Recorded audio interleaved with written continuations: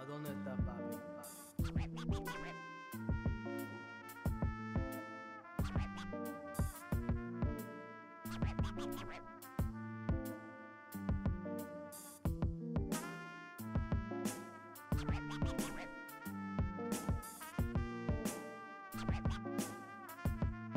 ¿A dónde está papi?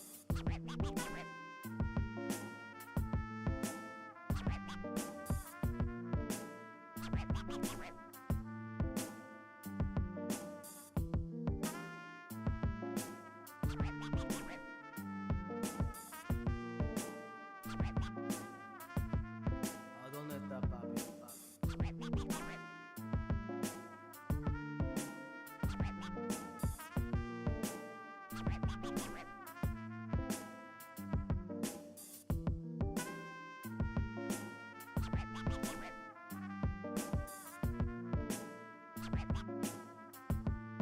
¿A dónde está papi?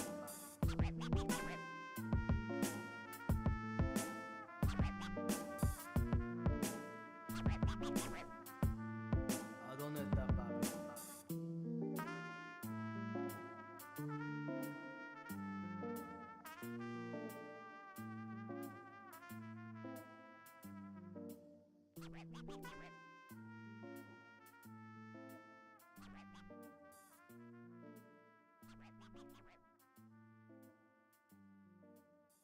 ¿A dónde está papi?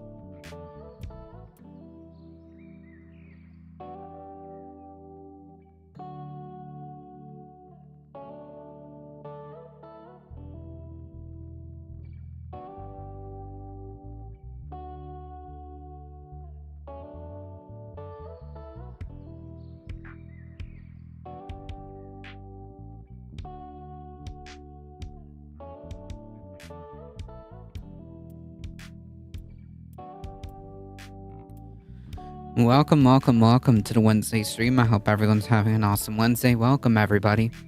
Thank you for the follow, Alana Cat. Welcome. Heat, how's it going? Meow indeed, I remember. Of course. Welcome from Discord. Cosmic Seeking, welcome.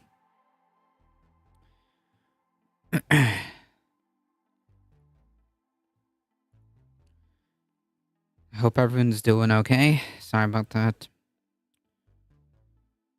Howdy.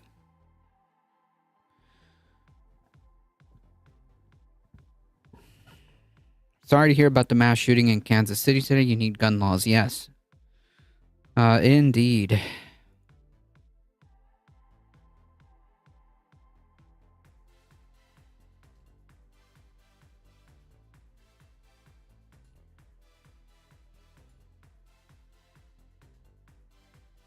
Erica Bonnet, welcome.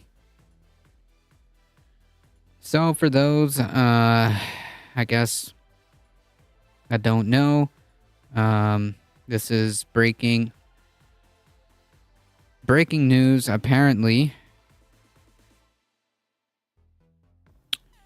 there was a mass shooting at the Super Bowl parade. So far, what we know, because this is a developing story, at least one person is dead. Several have been injured.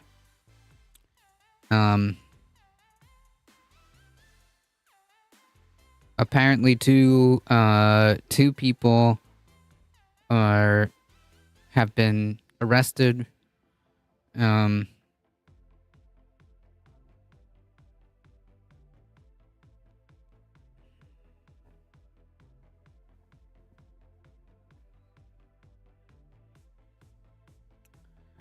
We don't know what exactly led to that. Based on what I'm reading, it seems the most likely story is that since there's two people that have been arrested or put into custody, I'm thinking that this probably had some... It was probably due to an altercation, and it resulted in a lot of people hurt and one person dead. So, yeah, I mean, it's quite possible that this was as a result of some type of altercation. Because, I mean, it's not completely out of the realm of possibility that, you know, this was a Super Bowl parade. An argument might have happened. People may or may not have been drinking, and that could have easily turned into this. Firefly, how's it just another average effed up day in America where this is... Where, still breaking news at this point. Yep. Yeah. Happens all the time. Yeah, unfortunately. This one was just high profile. Yeah, this one just happened at a very popular event. So...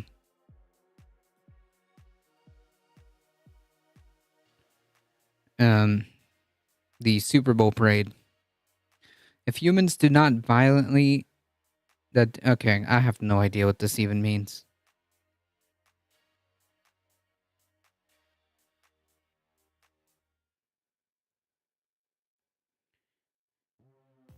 I don't know. I don't even know what that means. Yeah, then they announced that Russia is going to put up an atomic bomb into space just to make that... Is that true? Is that true? Okay, because they keep making like this... I read about something to the effect of like, oh, they're worried about some kind of something, but don't worry. Yeah, we kind of just jumped into the news. Yeah. Yeah, like I saw like, again, this is like coming from like the intelligence or whatever the heck, the Republicans. There was a Republican in the committee that put forth some very vague tweet calling for the declassification of something that Americans should know about, but also not to worry about it, but also like I don't know. I have no idea what the deal is with this. A theory could be that a theory could be that potential fear mongering to push for more money. A theory is that they're trying to push this fear mongering for more money. I don't know. Yeah, we kind of just jumped into the news. That's okay. But before we get started,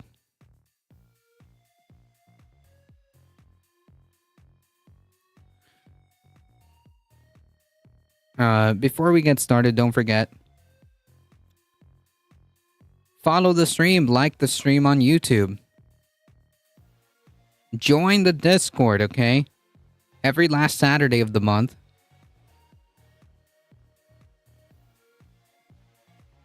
Every last Saturday of the month, we have movie night, 6 p.m. Eastern time. So, not this Saturday, but the next one. So, if you want to participate on that, join the Discord.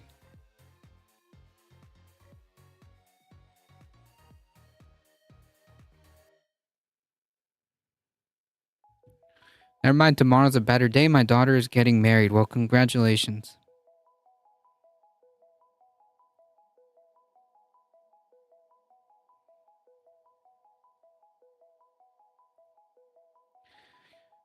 Anyways, join the Discord, do the social media stuff.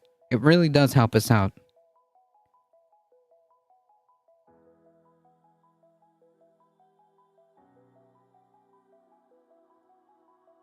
I'm gonna watch the Falcon 9 launch.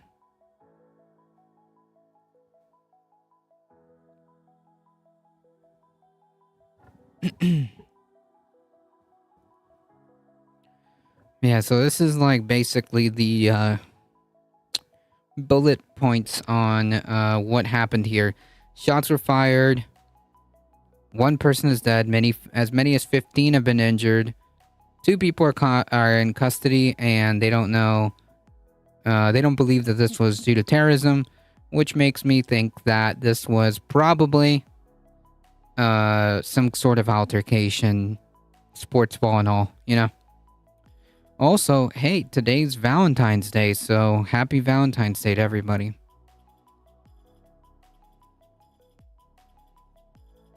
Court heard oral arguments at the end of January for one of 2 cases that both serve the same purpose: to weaken the federal government's ability to regulate industry in this country.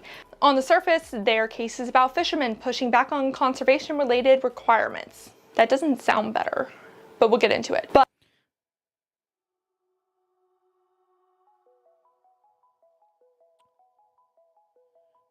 Friend of the channel, the Beccasphere, has put out another climate update, so let's do it.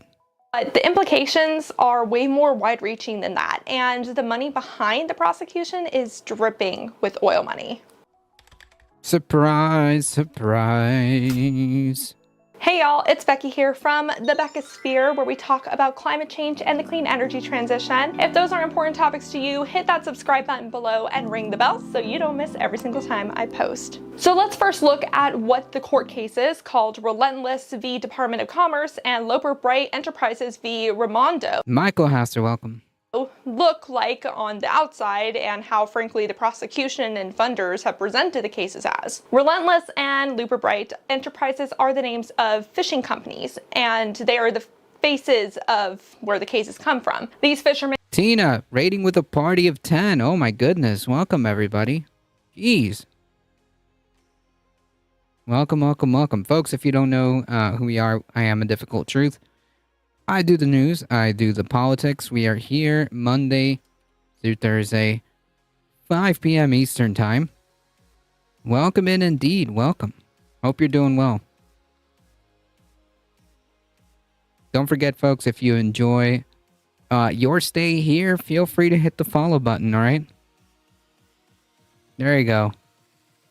Oh, looks like Heat beat me to it. Go check out Tina, okay?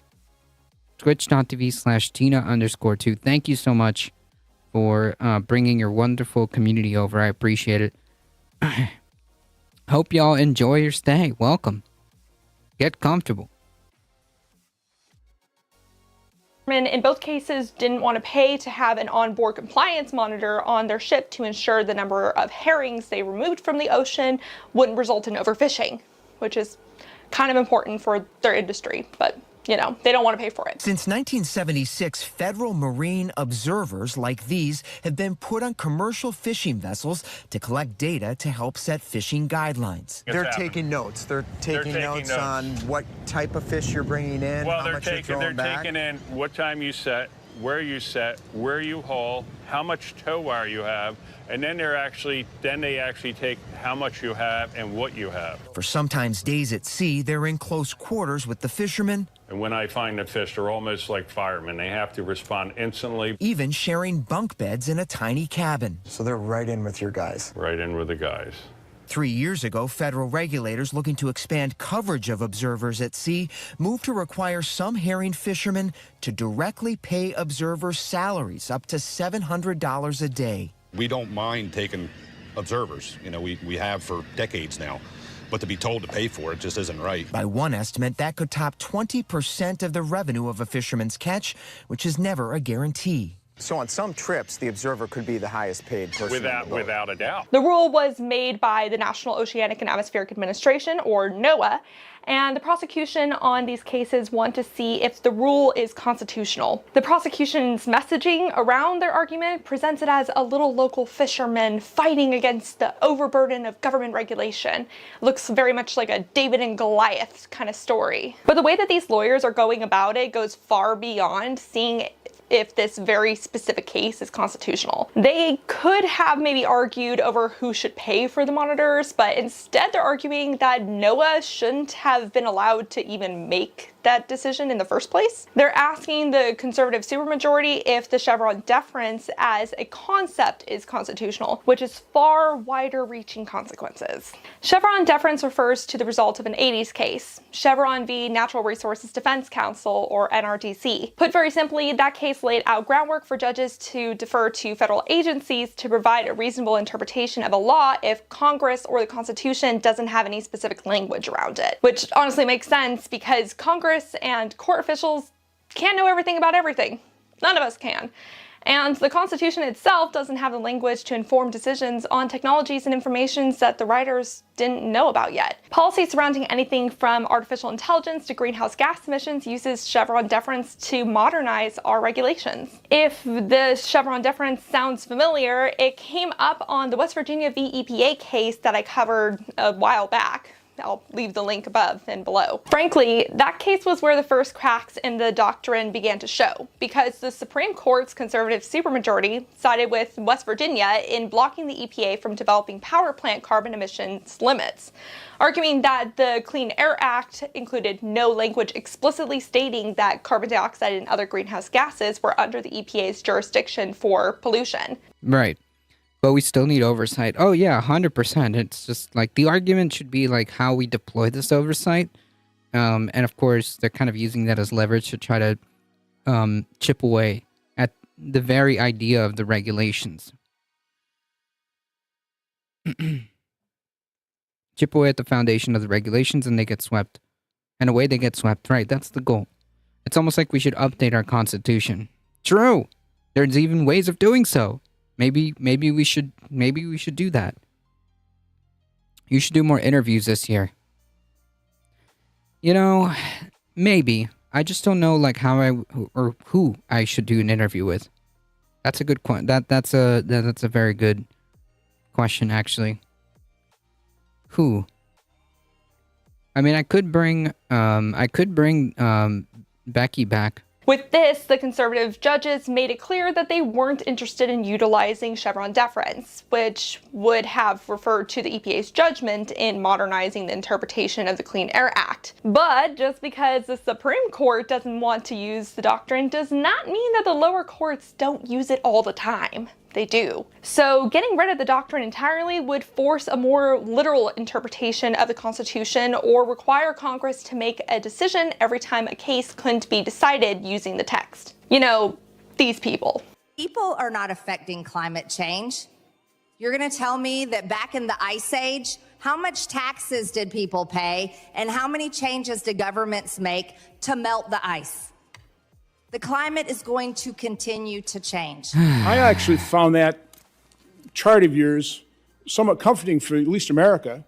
When you take a look at the mortality risk, again, these are all projections. I don't put any stock in them whatsoever, but by your own projections throughout the United States, because of climate change, we're going to actually have a reduced risk of mortality overall in the United States. Yep, they clearly have very limited knowledge on a lot of things and are often swayed by political and financial motivations. Granted, they're not the only one in the system. Yeah, and also, like, come on, you're gonna tell me that, like, these people, I mean, you know, you might you might sell me on the idea that someone like Marjorie Taylor Greene is genuinely, like, ignorant, okay? Like, someone like Marjorie Taylor Greene is just, like, legitimately just, like, an idiot, okay? I could maybe buy that. But, like, there's a lot of influential members of Congress and the Senate that are quite capable of understanding what is going on. That woman went to a district she was guaranteed to win, took all her money and all of her influence and took that seat. Yep. Becky is awesome. See, there's an idea, you know? That is swayed by those decisions, but we will get into that in a sec. Putting such an important doctrine on trial in this moment in time is absolutely no coincidence. Now it's time to dive deeper into who's backing the fishermen. The fishermen got their lawyers pro bono thanks to an influx of oil money brought to you by none other than the infamous anti-regulation oil giant, Charles Koch. I'm going to refer to a recent New York Times article I read on my Twitch stream to kind of break down Emphasis on the one Koch. How Charles Koch is heavily integrated into this process. Very intelligent, well-meaning representatives aren't experts in every field. That's true. That's true. The potentially huge Supreme Court case has a hidden conservative backer.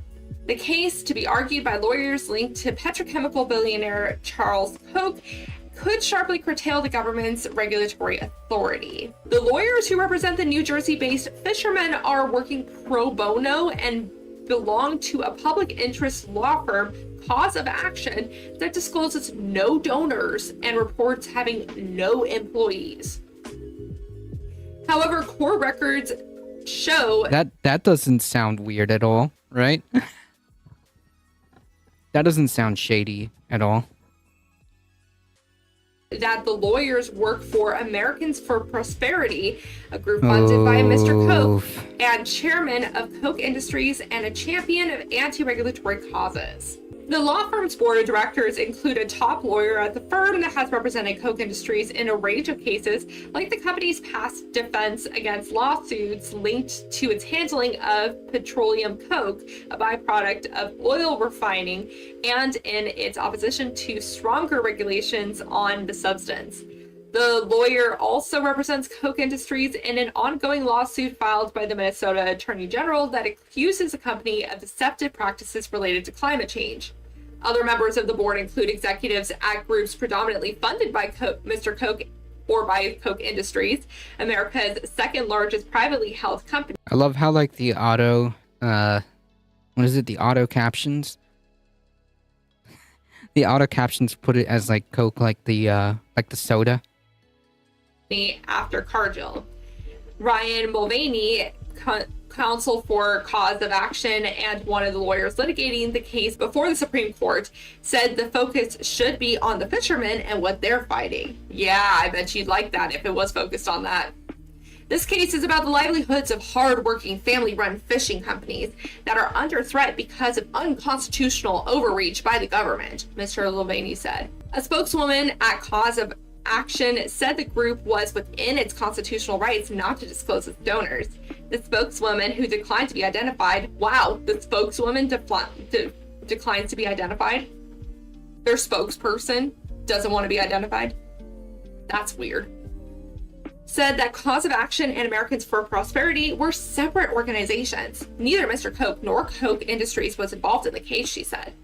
Koch Industries did not respond to requests for comment. Of course it didn't. So yeah, this is some like weird, like, man, the way these like massive corporations work, they're like literally freaking like Scooby-Doo villains, okay? as you might expect, this has environmentalists very worried. The conservative judges have expressed interest in dropping the Chevron deference, and one of the liberal judges, Justice Ketanji Brown Jackson, recused herself from the Looper Bright case because of her involvement in the case while she was a judge for the U.S. Court of Appeals in the District Court of Columbia Circuit. But in a good example of double standards, two of the conservative judges, Justice Neil Gorsuch and Justice Clarence Thomas, because of course Clarence Thomas, both refused to recuse themselves from either case, despite them both having ties to Koch Industries. Gorsuch has spent weekends at Charles Koch's mountain resort, the Eagle's Nest, while Thomas has gone to at least 2 Koch donor fundraising events, according to ProPublica. Now let's squint for that silver lining, because I'm not going to leave you purely on a bad note, just mostly a bad note, because I am a climate change reporter. The case... Yeah, cool.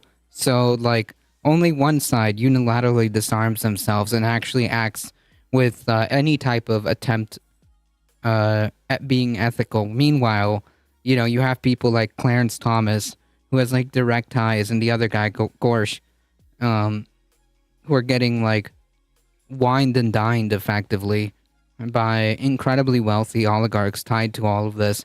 That's very cool. Very nice. Very cool. It's working, guys.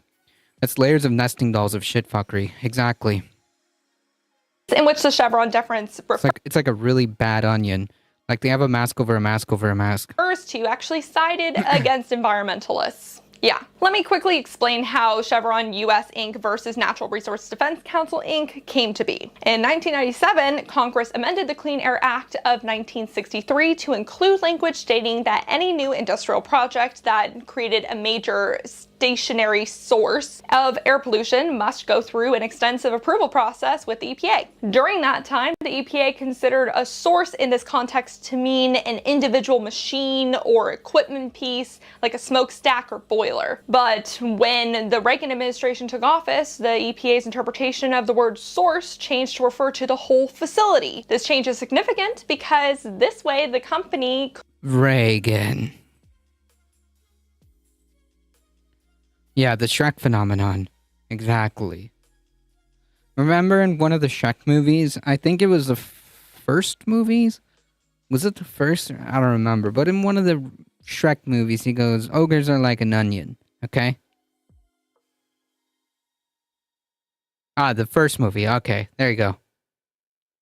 Could skirt around the EPA's new source reviews by reducing pollution elsewhere in the facility to make up for the new addition. So basically carbon offsets. This new interpretation made it easier for more industrial sites to be built, which resulted in worse air pollution even if the companies claimed that they were offsetting the impacts elsewhere. So it was about as efficient as offsets. But don't worry, some people are actually catching on to the carbon offset loophole. Has anyone heard of the European Union? Yep, that's a video coming up for sure.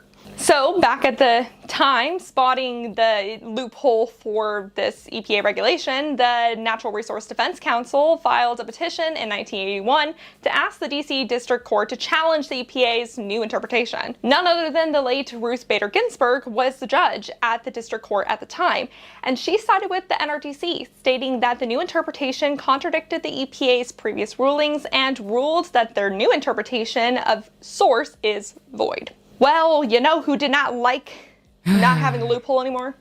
Chevron. The US oil giant Chevron didn't like this ruling because it hurt their bottom line, so it decided to appeal the decision to the Supreme Court. Thus began Chevron v. NRDC. In 1984, the Supreme Court unanimously sided with the EPA to reverse the district court's appeal, setting the precedent of Chevron deference, which means that the job of a government agency is to interpret constitutional language when it's vague, and their interpretation gets priority. So in the original case, the people advocating on behalf of better air pollution regulation actually lost to the EPA's more conservative leaning stance because the Supreme Court gave preference to agencies to interpret vague language. Chevron deference's inception exemplifies the complicated reality of government agencies because it's not just Congress that gets swayed. Their views will sway from administration to administration too. Agencies will often produce more progressive policy suggestions than like industry would because they are guided by research and generally don't have quite the same profit interest. But if the agency heads are in the pockets of the industries that they're supposed to regulate, then they could just throw softballs for companies to bypass. Because of the money in politics, which is a problem for everything, the agencies usually don't go so far to regulate industry as nonprofits like NRDC would like. So in this way, removing Chevron deference might provide an opportunity for nonprofits to push government agencies to create more ambitious policies through litigation, because they're more likely to potentially be sided with. But that's a very slim silver lining because removing the deference will just make it easier for anyone to challenge an agency's interpretation of constitutional language. It seems like overall the results might swing more heavily one way or another depending on who's suing, and regulation development in general will likely be slowed because of an increase in litigation. Yeah, like these companies know, it's kind of like, crap, what was it? There was something that I had just at the tip of my tongue. Like these companies know that like while sacrificing or while it's possible that, getting the certain regulations to expand green energy, while it's possible that green technology might be able to benefit, they know that overwhelmingly all these like deregulation stuff to get projects started or to get projects approved is going to heavily benefit fossil fuel projects. And so the same logic applies here. Yeah, well, it's possible that eliminating this might give avenues or might give pathways for regulations to come up to help. Most of the time, these corporations know or are gambling on the idea that they're going to end up coming on top. That's right, Alana. It's close enough. It's close enough from memory also. Even John Oliver had a segment on offsets. Yep, exactly. Capitalism, because it creates a feedback loop where, like Firefly just points out, corporations are people. Corporations have a voice. Corporations therefore use that wealth and power to influence, and regulations get thrown away. Corporation profits. Corporation uses the profits to continue to buy said politicians or bureaucrats or whatever, and so it continues. At least that's my interpretation of what's bound to happen. So that's where we're at. SCOTUS will likely decide the fate of regulation in this country sometime around summertime. What do you think will happen? Do you think that the Supreme Court will throw Chevron deference in the trash? Let me know your thoughts down in the comment section below. Come here. Look who's here. Aww. Oh, goodness. I'm glad to see Rue. I haven't seen Rue in a while. The bottom line is the most important thing. Lives over, anything. I mean, when you're talking about profit, that's literally the only motivation. I'm a doomer, so we'll all be gone by then, probably. Zeoduke, meow indeed.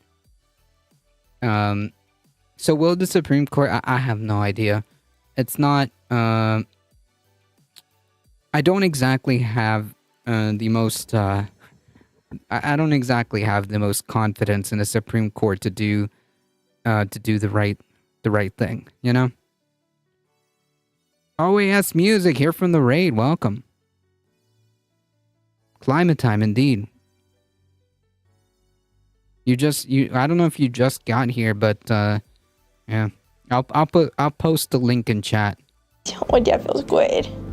That feels real good. It's time for a fun fact about Rue. Rue no longer eats wet food from Petco. He now eats baby food because it makes him not throw up, which we appreciate. His favorite flavor of baby food is chicken.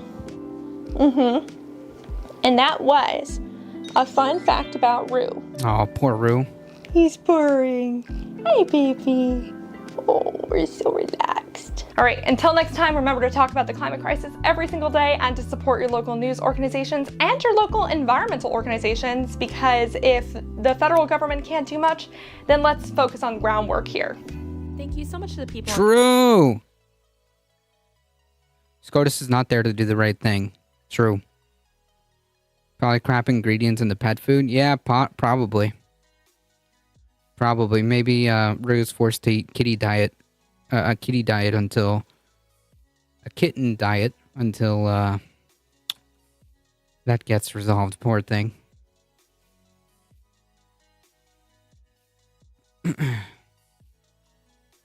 There you have it, folks.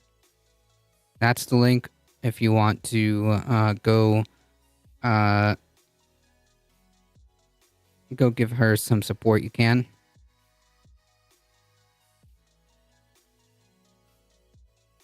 She also streams on Twitch, by the way. Once a week. I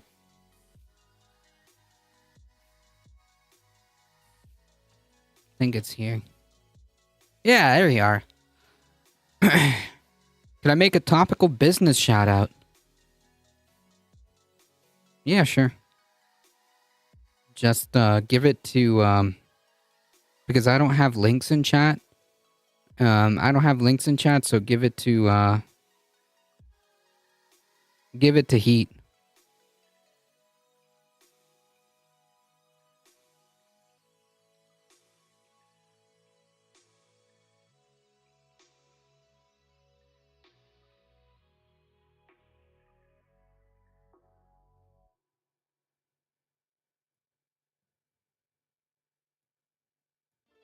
Daily Wire's Brett Cooper. She's the latest to join the Daily Wire, I guess. Former child actress. Yeah, according to her Wikipedia, she did some child acting beginning around 12, and then went to UCLA for... What show was she in? Oh, I don't know if she actually... I can look that up. I didn't see her any... Oh, you mean it was just a hobby? I'll clarify that. It but was her job. Was her job? I haven't seen any her reel, I guess. I wonder if it was a job or it was a hobby. It's sort of relevant. Oh, yeah. She's claiming, or I should say she's complaining that... It's a business called Mermaid Straw.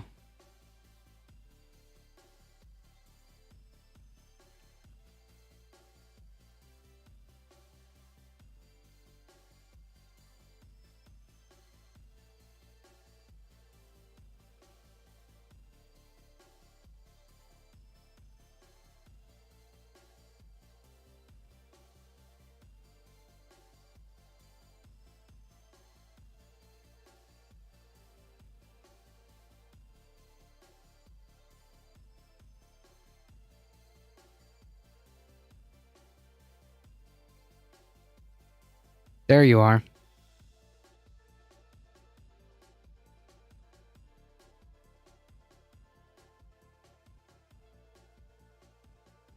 That's cool. Reusable everything. Keychains, straws, bottles, cups. Bento boxes, silicone bento boxes. Nice. This one looks pretty cool. Yeah, the bento boxes look excellent. This looks pretty cool. You got a pouch and a galaxy looking star. That's pretty cool.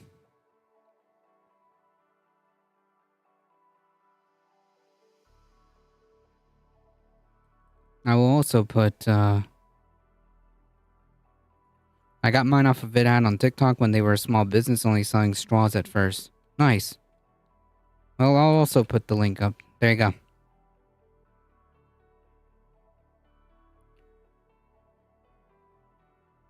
Zero plastic packaging. Nice. I love hating on Ben Shapiro. This isn't about him, though. No, this is not about him.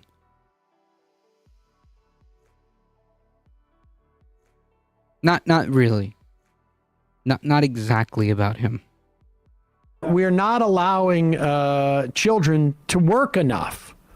And so this is not either one AI female Ben Shapiro, No. 2 Ben Shapiro's sister, Nope. and 3. Okay. I think the studio Ben is Shapiro. simulated, but it's not AI. I don't think this is her actual bedroom. But they're trying. It's like an attempt to kind of graft onto the aesthetic of streamers. Gen Z, yeah. Yeah. Your mic's All not right, on. let's keep let's play it and then we'll get to it. Okay. I'm Brett Cooper. So there are very few things in this world that genuinely surprise me anymore. But I saw a conversation on X that absolutely took me aback. And it was Twitter. not because it was particularly shocking or outlandish or horrifying, but I genuinely thought that we all agreed on this and that it just didn't warrant a discussion. But apparently, Yeah, like this is way too hard to. What I'm saying is that like she's trying way too hard at the streamer aesthetic because like I don't know, man. Y'all don't even want to see what I got going back here. Okay, it's a mess.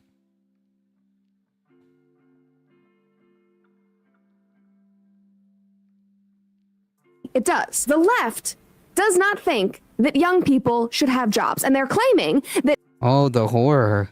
Can you imagine? These radical lefties. It's these radical lefties. Can you believe it? The radical left is at it again for not wanting child labor. Cool, nice. It looks overly fake. Like she went to IKEA. Yeah.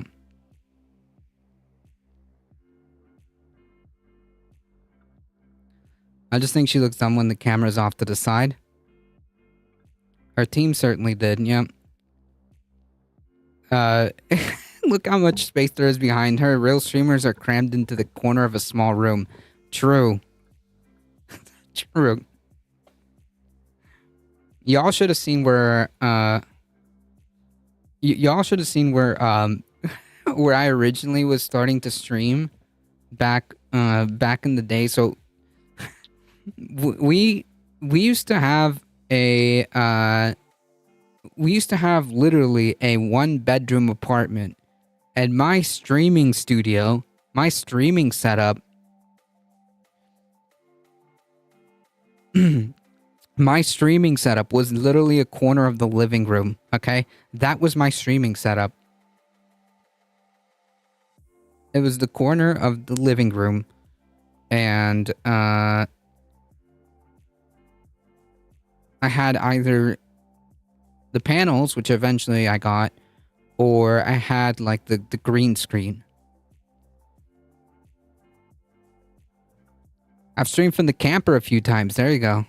That's real streamer stuff right there. Oh yeah, no. Oh no, we want safe working conditions. God forbid living wages and no children at work. As long as the children are getting paid minimum wage. Imagine the horror of wanting to not work to earn a singular asshole to earn some singular asshole profits while we don't get living wages. The absolute horror. True. Yeah, and look at me now, huh? Look at me now.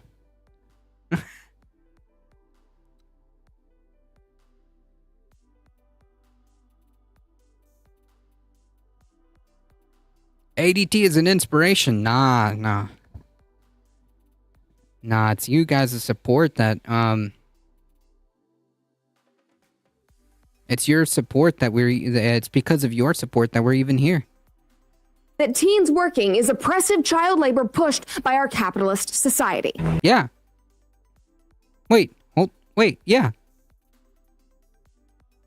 Yeah, there are literally capitalists who are pushing to deregulate child labor laws that were put in place because it turns out, and this is true, children are exploitative. Children are very easy to exploit. And it turns out that maybe it's not a good idea to have corporations exploit children. They should be probably at school. Just saying. Heat with the 9 biddies. Thank you so much. Not an inspiration. ADT is just cool. True. Growing up. Yeah, exactly. Exactly. Children should be, children. I mean, like, she hit it on the head, though. I gotta rewind that. Thought that we all agreed on this and that it just didn't warrant a discussion. But apparently, it does. The left does not think that young people should have jobs, and they're claiming that teens working is oppressive child labor pushed by our capitalist society. Yeah, that tracks. Yep. True.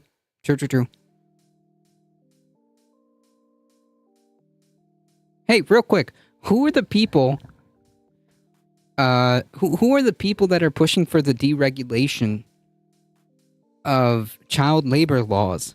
Okay? Because it ain't the working class.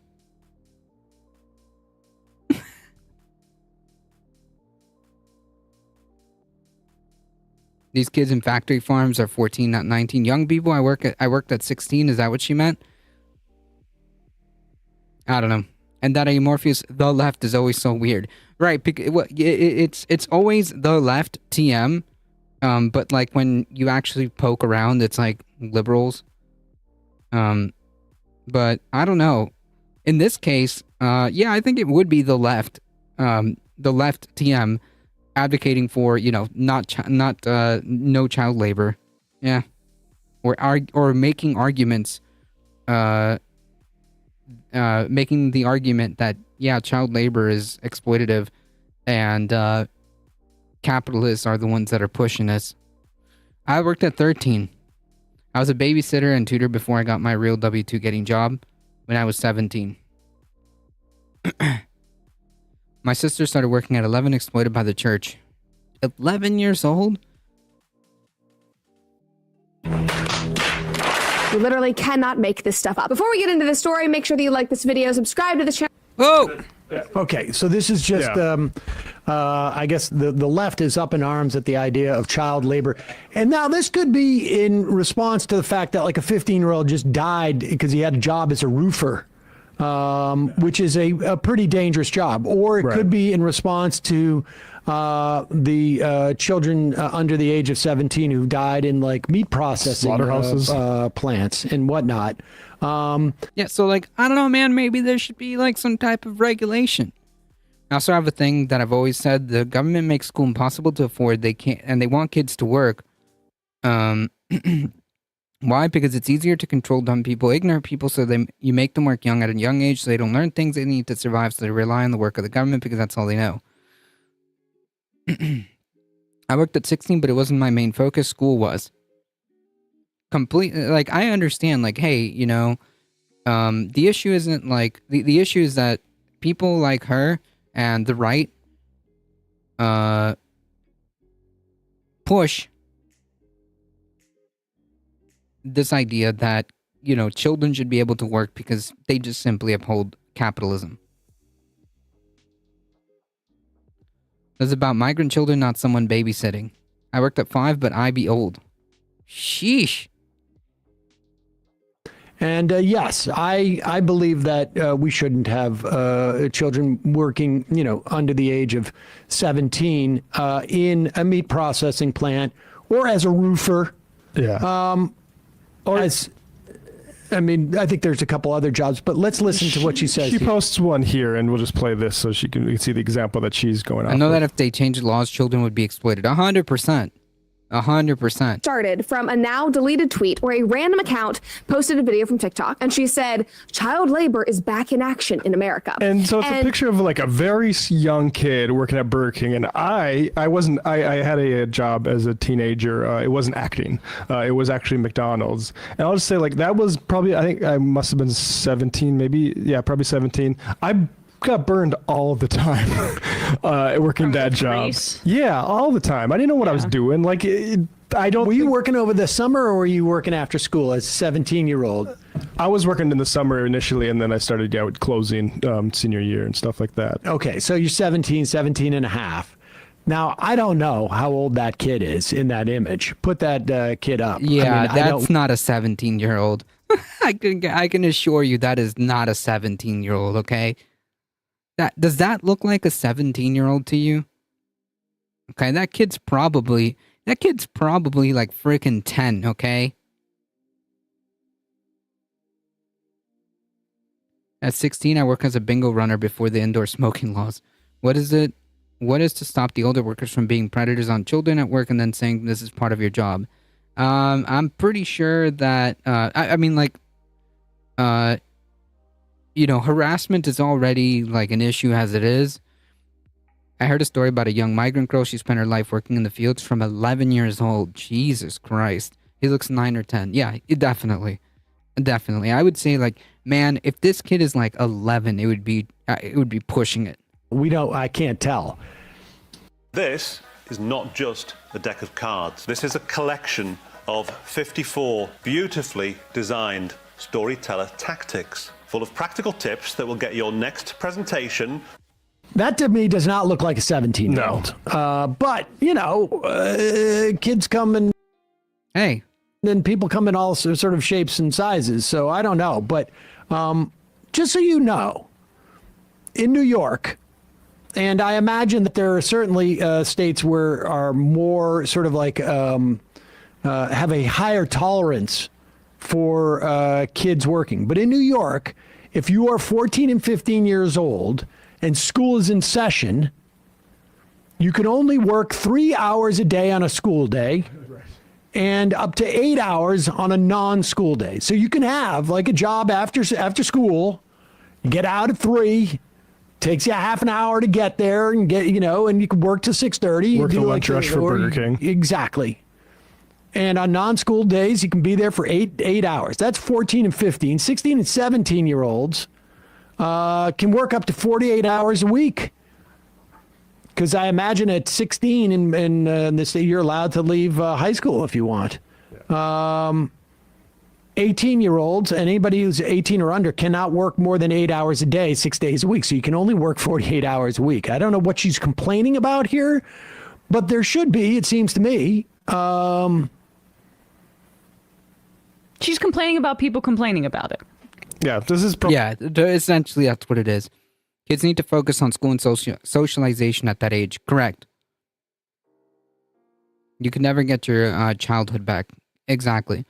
It's also to protect adult jobs. So who's doing their homework? Exactly. You have to say that for farming, the same rule for kids doesn't apply. I would imagine there's more like her. I'm sure.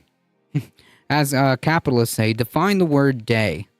Pro-capitalist propaganda that she's saying. Oh, people are saying it's that. This is literally what it is. And also the libs are so annoying. We're skipping ahead here. Reported wanting a job fell by almost half between 1994 and 2009, from 24% to 13%. And much of that was caused by teens being exclusively in school rather than combining school and work. And this Wow, the horror. The reason why teen or kid employment dropped was because they were more focused on school than they were trying to like just get a job. Wow. They were focusing exclusively on school rather than combining school and work. Oh no, the freaking horror. So like basically what she's saying is like this is education. Getting an education is bad.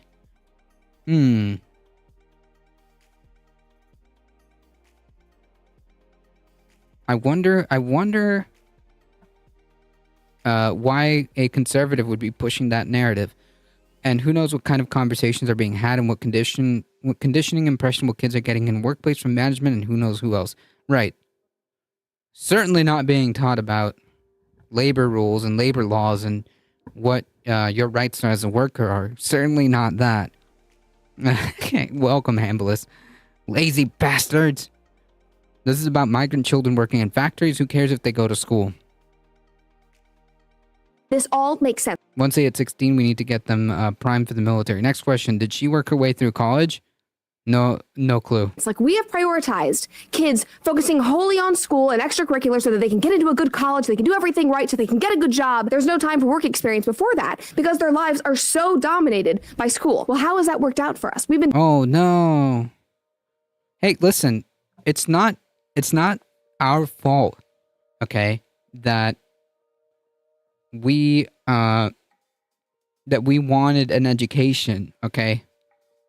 It's not our fault. We don't get to decide what economic system we were essentially brought into, okay? doing that for 20, 25 years at this point. Kids are now in crippling debt, going out into the workforce with no jobs for these stupid degrees that they've gotten. They have no real world experience. They're actually terrified to hold a real job. The responsibilities of a real job are horrifying. I'm sure you guys have seen the videos on TikTok. They're going, oh, I have to show up at 8 a.m. I can't believe Yeah. If you had maybe punched a clock in high school, you would understand that that's normal. All right, pause you would it have for a gotten sec. Yeah, so here's a fascinating little insight to how, like, the only purpose of education is to condition you to be a worker for a capitalist. That's the only thing that she finds valuable in terms of, like, education. Bet you $1,000 she's never had a real job ever. She hasn't. She's like a she's a conservative podcaster. Finally, a sane call to stop educating our children. Looks like the only class this person took is interior design and failed. Does she realize that she's sitting on the internet screeching into a microphone about real jobs? I don't know. It might have gone right over her head. Why are you afraid to debate? Wait, hold on. Stop. Wait. Before you go, because I have a feeling you're not gonna last. You're not gonna last long in this channel. Give me a second before you go, okay? Give me a second. I got you. Hold on. Are you still using Google? And I have something to show you. How to use Equation. Debate me. Enter the ring of logic and reason. If I don't know what I'm talking about and you point that out, that's an ad hominem, baby. Your argument's been demolished. If I say something heinous and that makes you angry, that's an emotional argument, and I win. You're going up against the titan of the mind. So you don't want a free exchange of ideas? Isn't that what society's all about? You're never gonna change my mind, but a bunch of dumbasses online will think I won. Why don't you want to debate? Please debate me. Oh, come on, please debate me. Oh, fuck. Yeah. That means I win. Yeah, that's basically it. It was a joke. I won't leave, bro. No, I meant that you probably won't last long in this channel, considering that you were banned from Zachap and Bela. Bela is one of the chillest people I know. So, yeah. On that note, I think being a content creator is a valid job, but from her point of view, we all know she means, like, manual labor. Right, and, like, the idea that, like, somehow, like, something can be a real job and not a real job, first of all, is rich coming from her. Second of all, like, who the F is anyone to determine what, like, if you are laboring and you are doing a job, it is a real job, right? Like, it's like these boomer mentality where, like, they look down on, like, I don't know, a server, and they don't consider that like a real job. Have you worked retail? Have you worked in food? I can assure you it is a real job.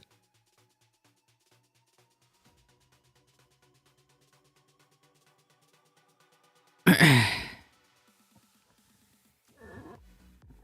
don't know why I'm banned in those channels, honestly. I think you do. I think you do. That's true. Her script was written probably by boomers at the Daily Wire, who are funded by incredibly rich oligarchs. Yeah. Yeah.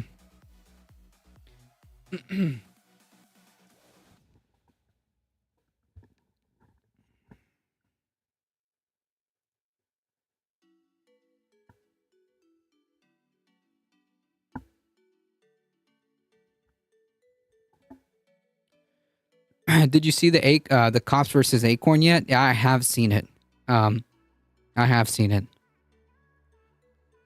You know, just to give a quick comment on that, that is the most absurd thing I've ever seen. Like, I've seen some absurd videos, and that's just like some of the wildest things that I have seen from a police video. Like hearing, like, you know that there's literally, there's no physical way.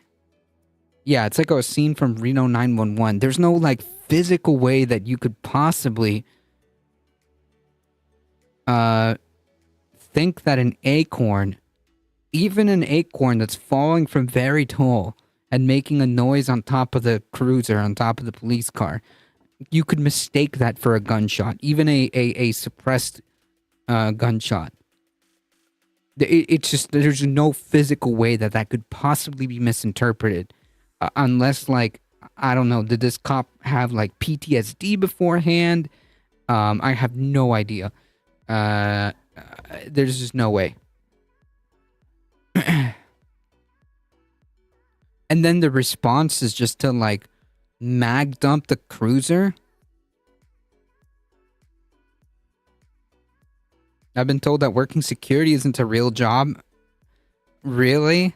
I'd love to see them sit for 8 hours a day watching 10 different camera angles, doing data entry and babysitting Boomerman baby truck drivers. Majority of jobs in the U.S. are service jobs, so it's weird to ever make an argument that retail, restaurant, or any other service-based job wouldn't be real jobs. Right. Right. Like, oh, you work from home? You work from home and you answer phone calls all day? Get a real job. The one I watched didn't even bother to mention the fate of the passenger. I think by some miracle, no one was hit. By some miracle, no one was hit. Acorn Cop didn't hit anybody. And neither did their partner, by the way, who also decided to mag dump their firearm. The fact that nobody was hit in that entire scenario is actually incredible. All cops that have PTSD, they're trained to have it. That's true. Coke makes you very jumpy, I'm just saying. That's a theory.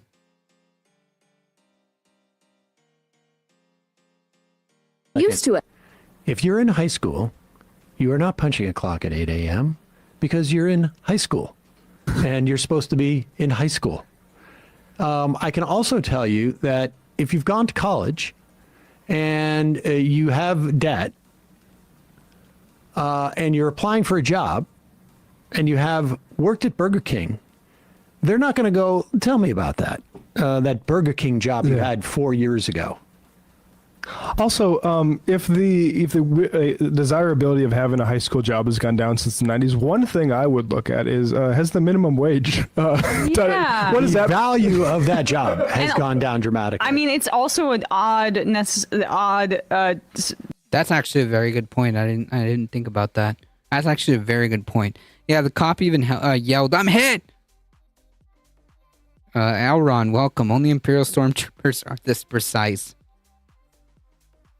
Time frame that she chooses between 1994 and 2009, right? I mean, like, perhaps there would have been more of a She's called Brett Cooper, and she's going to be in the new Snow White film. Yes, I'm aware.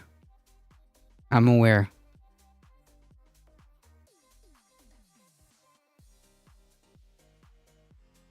The probably very crappy remake of Snow White. Desire to get a job after work after the financial crash, where kids are going to need a little bit more money. It could be because of, like, those kids didn't really want to work because maybe they were in a better situation, or because it didn't seem worth it to them when they would be making such a small wage. Also, it's unclear that it was a desire or whether it was a lack of jobs. Yeah. When the economy started picking up a little bit, there was concern that people weren't going into the military enough. I remember. But also, 94 to 2009 does seem like a random choice of years. Why wouldn't you just go like 2009 kind of significant economically too? Right. In the yes, people just a little bit, just a little bit. She creepily looks like Ben Shapiro. Yeah, she kind of a little bit does. Needed to go back to work there, but so she gets a little bit more quantitative here. Okay. So the title of the video is Ben Shapiro clone. So yeah. But guys, it's not all doom and gloom. We actually do have a positive update because in 2023, the number of teens working reached a 14-year high. It had the biggest increase literally since the 90s. Oh wow, this is great news. The children, they yearn for the mines, folks. They yearn for the mines, okay?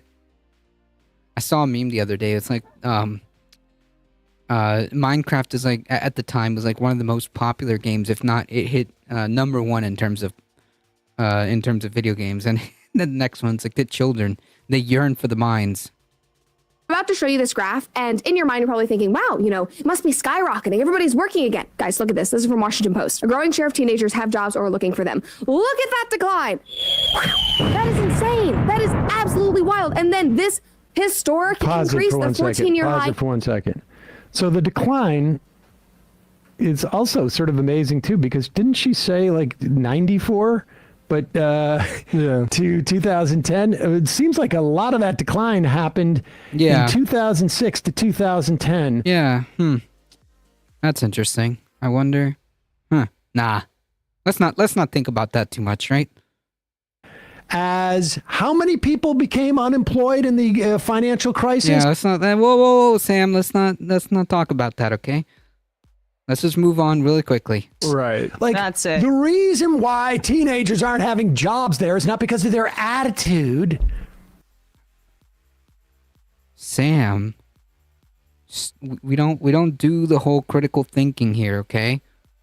Stop trying to like do the analysis and try to like critically assess the possibilities here. Stop it, okay? We don't want that. Stop thinking, Sam. It's because a lot of adults didn't have jobs then, too. You're just looking at literally the financial crisis as it happens. Yeah. And the tick up that she's describing there, first of all, like the 100% true. The fact that she's describing this as a positive is mind blowing. Well, and what's happening in that tick up is all the unemployment that happened when after Biden gets elected starts to create upward pressure, particularly on wages for people at the lower end of the both the income spectrum and in terms of low-paying jobs.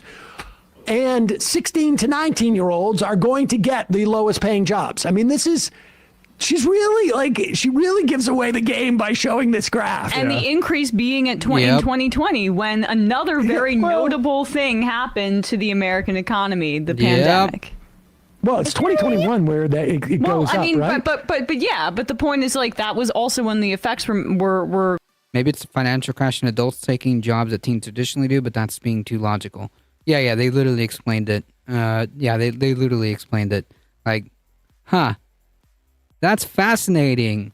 Wow, the drops coincide with significant financial crises. Wow, cool. We're quite this cute. Is the post, and of course, like he just points out, like her audience, the people who this is for, they're not gonna question this. They're not gonna like take 5 seconds. Like they're not gonna take 5 seconds. To like evaluate, like, 2006 to 2000, what happened during that time? Like, it's expected of them to not question it. It's expected of them to not really think too much about that. Who is this shrinking? Who is this shrieking harpy? Ben Shapiro's clone, okay? Ben Shapiro's clone in a mock streamer studio, okay? In a mock IKEA streamer studio. Actually, I shouldn't even be mocking that, okay? Listen, both me and the Majority Report, okay? These props Okay, both me and the Majority Report. That this is from IKEA. Okay, so I'm gonna drop that. What would you call the male equivalent of a shrieking harpy? A Ben Shapiro? I don't know. Pandemic, what you start to see is a scarcity of workers. You remember that? Nobody wants to work. But in fact, what was happening is that people were gearing back up to build capacity. And then all of a sudden, workers realized, like, I don't know if I want to work at that crappy job anymore. And so 16 to 19-year-olds are like, well, I guess I will work at that crappy job. But wages are going up slightly. That's what's going on there. Yeah. This is all this is not a cultural phenomena. Exactly. This is an economic phenomenon. Well, yeah. That is absolutely wild. And then this historic increase, the 14-year high, 37%. Like, it's good that teenagers are working again and getting that experience, but the children, they yearn for the mines. That is nowhere near where it was in the 90s. And our economy is behind this change. Young people have realized that if they want financial independence, they need to work because their allowances from their parents are not going to cut it, especially when their parents are also feeling the hit from this economy. According to WAPO, inflation has been a major factor. Students from lower income families say that they are working to help their parents cover rent and utilities, while others are using the extra money. So, capitalism. Cool. Thanks, Brett Cooper. I appreciate that. So capitalism has made it so that more younger people who should be in school are being forced to work to make ends meet. Financial independence by working at Burger King at 10. True. I mean, it's true that inflation is sucking the life out of us. Yes. But just sprinkle some truth in with your lies to make it more palatable. Yeah, like the inflation stuff is real. It's just that, like, conservatives like to pretend that the only possible cause of inflation is, like, the government printing money. And it can't quite possibly be a combination of different factors, including greedy corporations. It can't be that. Is that sped up, or does she actually talk like that? She's the clone of Ben Shapiro, so she talks like that. Look, playback speed is normal.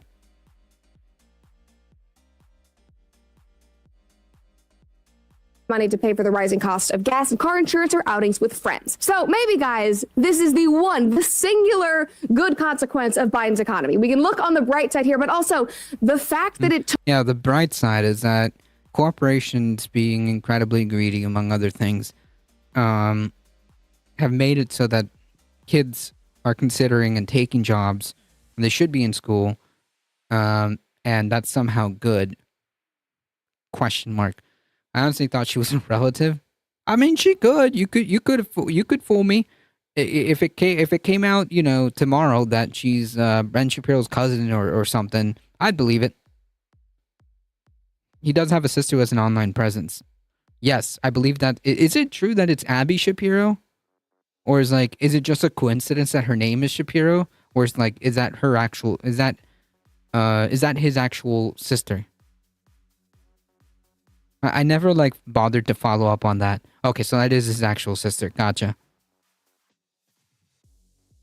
took a crippling economy and historic inflation to get teens out to work. Again, it's mind-boggling because our culture is so against it, and our culture has trained teens to believe that they don't need it and they should focus on something completely different. But we can choose to... school.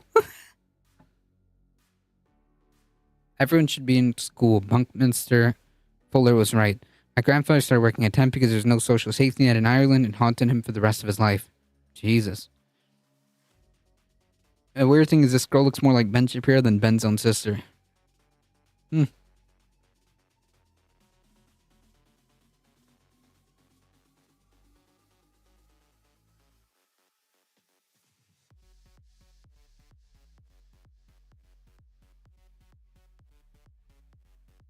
to see the good here and see that kids are stepping up. They're having to learn responsibility. Okay, pause it. Sure, her entire premise is being undercut by everything else she's saying. Yeah. This is not a cultural phenomenon. It is a question of the availability of work. Yeah, also, you don't necessarily need to be working to learn responsibility, right? You don't need to be working a full-time job as a freaking like 10-year-old to learn responsibility, okay? And the necessity of people needing to work. It's not at all a cultural phenomena as she's talking about. How can they be so dogmatic about like how supply and demand and capitalism should be kind of unfettered? Well, that's the thing. That's the thing, though. Like, we've gone from like capitalism, understanding capitalism as an economic system that can be see how capitalism behaves as an economic system and critiquing it and poking it to like this to becoming like this religion, literally like a religion, to the point where it's blasphemous to poke holes in it, obvious holes in it. If you say that to anyone in the boomer generation, they would lose their minds. Boomers have such a weird, flat way of understanding things like this. See how well behaved we are, not rehashing any WAP jokes. But I like when talking to any of my boomer relatives. My boomer parents had to get good grades and go to college, or I'd never make anything of myself. Yeah, I was told that, and I was a millennial. Well, I wasn't. I that's an incorrect statement. I am a millennial. And I was told that too. A bit delayed, but the male version of a shaking harpy would likely be a squealing goblin. So, Ben Shapiro. Structuring our society, but then when we're talking about literally economic numbers and what flows from that, it becomes about people's individual pathology and culture. It's because they... Right, because like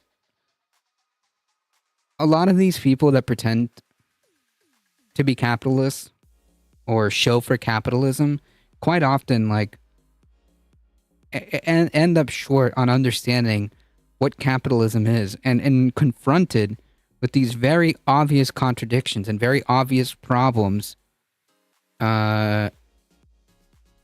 with capitalism. It doesn't compute. It doesn't compute because it's dogmatic. It isn't about it like looking at it objectively. It's dogmatic. Capitalism would never have survived without Protestantism. Economics has been religion for a long time now. We have entire temples to it, like London School of Economics, where you won't pass if you don't say the right bullshit. Sheesh. They set up a rigged game, and then if you don't succeed at it, then it's a problem with your pathology. And like the reason also that child labor is bad, just to return to the initial premise, is because there have been reports of children dying in poultry plants, being killed in the machinery in violent ways. And often, this is the dirty secret of all of this, the reason that the right pushes for this kind of work to be more acceptable, and Huckabee Sanders in Arkansas just signed a law that removes paperwork requirements for workers under 16. So meaning like migrants, you don't have to show your documentation if you're a young kid. It's like a pro-trafficking bill. This is not for, like, this whole conversation is not for, you working at the ice cream store down the road when you're 16 years old. This is mostly for our like most shady, underregulated, dangerous jobs like poultry plants and slaughterhouses and other, grocery packing and things like that, to not have to give any paperwork requirements to underpay child laborers who are already under the threat of deportation because they're undocumented. Also, I will also add the irony of like, A, it's a good thing if... Yeah, and like, again, fine, if you want to set it up so that like little Johnny at 16 wants to work at the ice cream shop, that's fine, as long as there's heavy regulations and to protect children, that's fine. Knows the secret is to find something you love, spend tens of thousands of hours doing it, and make sure people pay you for it, and you're set. My grandpa used to say similar: find something you love, and you'll find a way and find a way of making money doing it.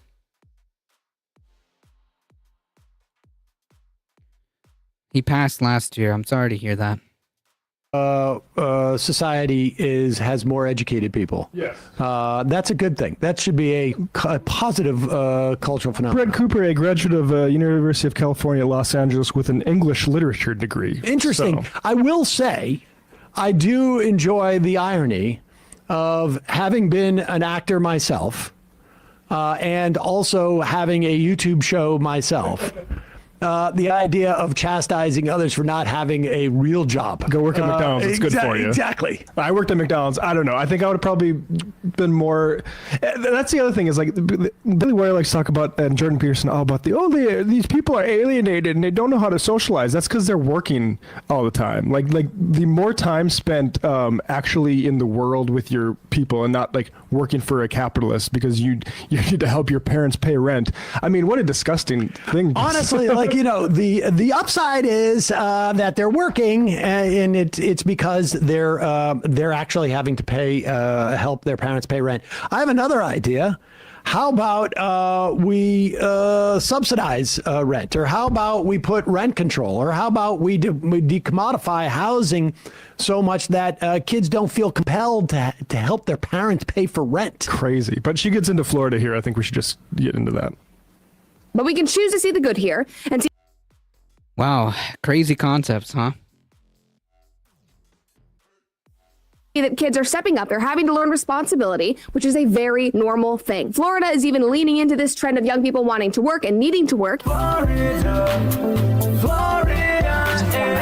since the summer, they've actually been working on rolling back some of So cringy. their strict labor laws so that 16 and 17-year-olds can work more. And people online are having a freaking meltdown. It just went through a new set of approvals. This is from the Florida Phoenix. Rollback of Florida's child labor laws gets its first committee seal of approval. And guys, these rollbacks would allow 16 and 17-year-olds to work 6 consecutive days and up to 8-hour shifts. Right now, they're only allowed to work 4.5-hour shifts, I believe, and they can't work that many consecutive days. But by the response online. Welcome to Flatiron School. This is where you learn how the future works, where the whole point of education is to get. You would think that Florida was saying that they are forcing 5-year-olds out into the swamp to fight alligators. Good. Darling. That is the response from people online. One guy. It's so freaking cringy. I don't think OnlyFans needs another orangutan. Oh, good lord. If we only focus on education versus employment, if only. So, like, shouldn't they be in school and have free college then? Nah, that's socialism. My mom complains about how stupid kids are getting, but in the conversation we'll also say it's a good thing for kids to get work experience and look back fondly working at a summer job at the soda shop. Yeah, great. Yeah, you know, that's where I learn about life. Working at a soda shop. The kids are taking all the jobs from the good and decent Americans, especially nowadays. Bernie said it best: we need higher education more than ever. It should be free. True. I said, leaving no time for balance. Learning how to manage leisure time, play sports, read, explore, work part-time, pursue hobbies, interests, etc. is a valuable part of young life. Of course, this is in line with racism. Like what? First of all, how is racism even involved in this? And second of all, Florida is not saying that you must work. Florida is not saying that you can't have a life outside of your 16-year-old. Florida is saying we don't want migrants unless they are 16 years old and they can work 40-hour work weeks or 48, right? 6 days in a row consecutively, 8 hours. That's 48 hours. Do you think they're going to be getting overtime? Also, those were dinosaurs. I don't think so. Not alligators. This again, these rollbacks on child labor laws are child trafficking laws. Yeah, is really what they are. Okay, groomers. They are just about getting migrant workers to get in there when they don't need their parents' approval or this and that, is because they're not here with their parents, and this is a corporate protection racket. Yep. It's a way also just to ensure that we create basically a permanent underclass of people who aren't educated too, right? Like they don't have the ability. Like, yeah, don't get an English literature degree like I got. Right. And don't get empowered through education. You know, you get more value serving a capitalist. Go work for McDonald's or Burger King. It was the best of life times. lessons. It was the worst of times. Yeah. Also, later in this video, she reveals that the reason why she had so much time for all of her extracurriculars was because she was homeschooled and school ended at noon. For her, so I'll be honest. I learned a lot working at McDonald's as a teenager. You know why she was homeschooled?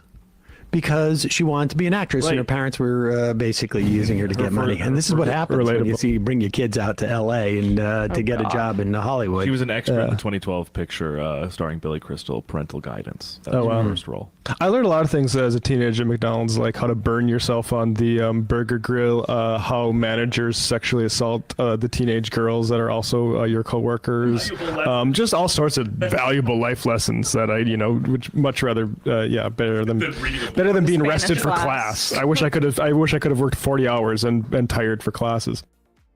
Yep. But then when you talk about free college with them, then you have to deal with the shit pile of, well, I had to work my way through school and it was brutal, but I did it. I'm not paying for some other kid to go to school, but because I had to pay for my own kids and nobody gave me money. Yeah, well, back in the day, Barbara, your school was like $5, okay?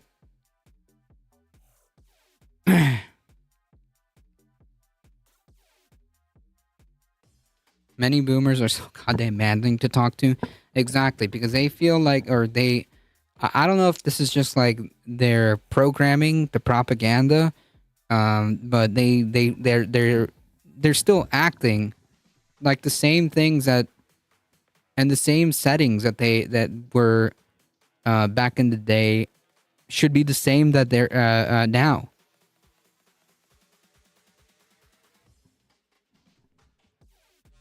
Let's be honest, the best thing about higher education is meeting new people and getting wrecked. Not necessarily. Not necessarily. You can derive a lot of value from college. Boomers have to stop thinking that because they had it difficult, everyone must have it difficult or else they're invalidated. Exactly. Like, the same boomers on freaking Social Security would never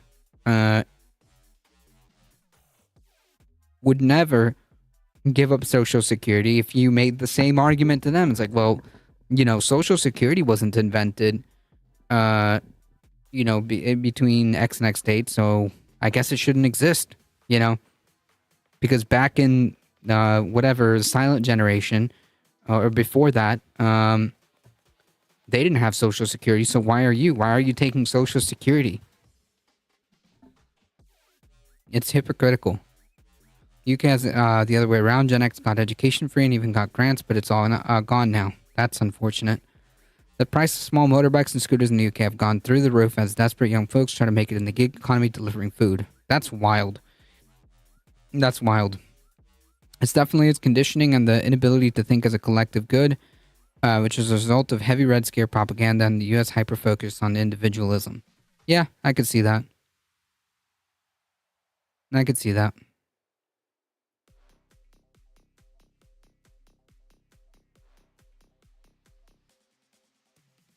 People suffered because of their time should be happy that we're having it less difficult on them. Yeah, like simultaneously, this is what I don't understand. Like simultaneously, you'll have these like boomers say like, oh, things were hard. And I worked hard so that the next generation doesn't struggle. And then chastises the same generation because things aren't as hard or there's certain things that they didn't have. Shouldn't the idea be progress? People suffer because of their time should be happy that they're having it less difficult. That we are having it less difficult than them and trying their hardest to make it easier for people younger than them. We're not saying that their struggles aren't valid. We're saying that we don't want to suffer since we already have our own struggles. Exactly. The whole bootstraps argument is even distorted. It's impossible to pull oneself by the bootstraps. Exactly. The politics of spite. I blame the leaded gasoline. Oh, man.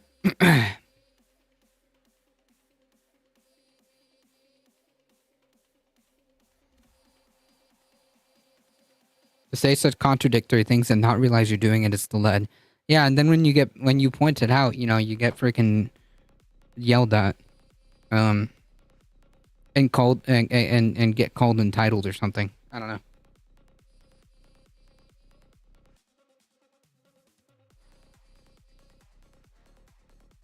Yeah, a snowflake.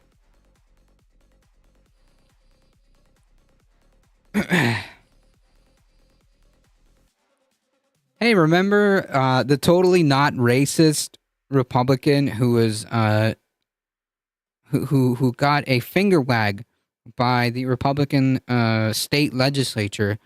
The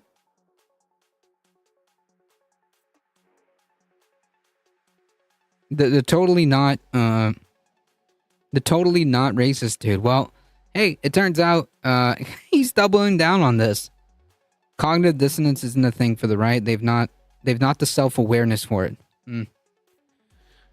Josh Shriver, the Republican state legislature, defends his great replacement claim, saying there's a racist plan to replace whites and non-whites through legal immigration to irreversibly warp America's demographics, voting citizens, and national identity to keep power in the hands of a godless regime. National identity. Warping demographics. But hey, listen guys, not racist, okay? Not a racist dude. Yeah, exactly. We talked about him yesterday. Apparently he decided that the proper course here is to double down on this over here. Phenomenal stuff. All right, let's read this totally not racist response to this. God is truly the creator of all humans and all, quote, races. Our true values, yeah, but like simultaneously he's saying that like race doesn't matter, right? Because that's the implication. You know, God created all of us. We're all human, yada, yada, yada. But also like, yeah, we need to, I'm very concerned about America's demographics and national identity. Our true values rooted in the price Jesus paid on the cross when he died for our sins. The undying love I have for every human of every race flows from God's boundless love for every human of every race. Shoving religion into politics makes me wretched. Yeah, this is incredibly dangerous. Fails at first fence, only one race. Hate is sinful. Hating others because of race is sinful and stupid. Also, I'm incredibly concerned about America's warping demographics and national identity. This is phenomenal, okay? To be able to like say on one hand like, oh, being racist is sinful and stupid. However, I am quite concerned about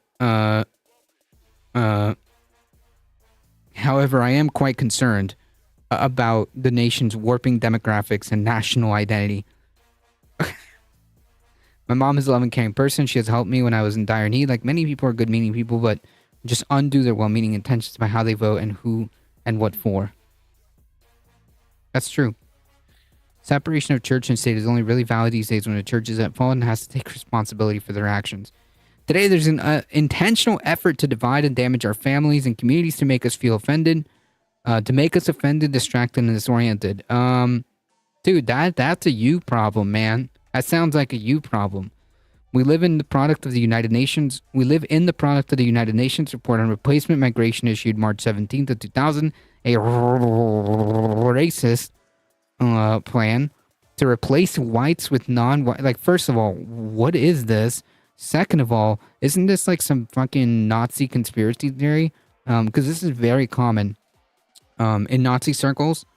This is incredibly common in Nazi circles to push this. Sometimes I believe it's called like the Great Replacement, but I think it's also falls under like the Jewish question, I believe.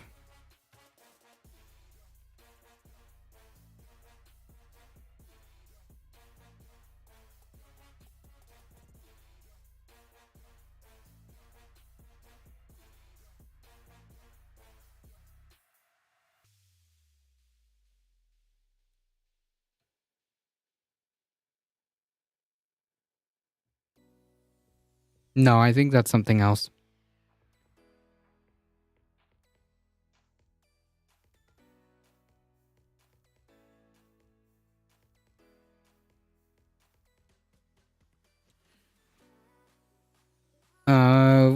A racist plan to replace whites with non-whites through illegal immigration to irreversibly warp America's demographics, voting citizens, and national identity to keep the power in the hands of a godless regime.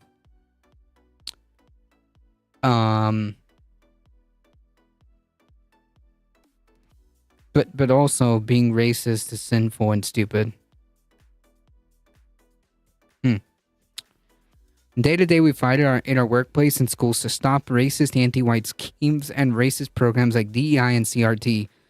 Jesus. As the people's representatives, I will keep fighting. It is never racist to assess the statistical trends and causes of white... Dude, this literally, like, reads off a fucking,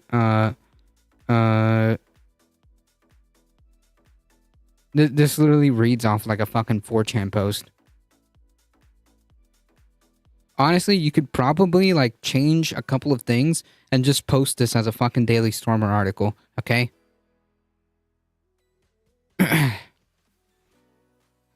It's never racist to assess the statistical trends and causes of why whites have declined to 12% of the world's population and fell from 90% to 60% of the U.S. population in the last 60 years.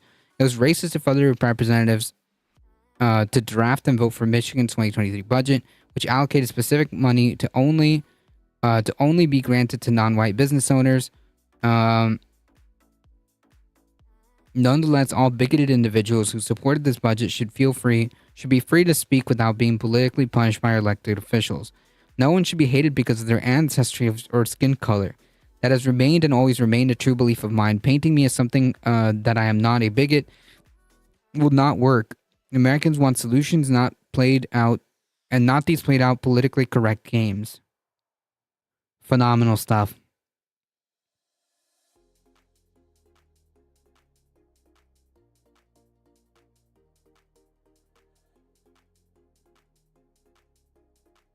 I've been all over this country. Some people truly do not give an F about your religion, but in some places you had better conform. Yep. Yep. So that's cool. Essentially, like, just, you know, casually 4chan posting in response to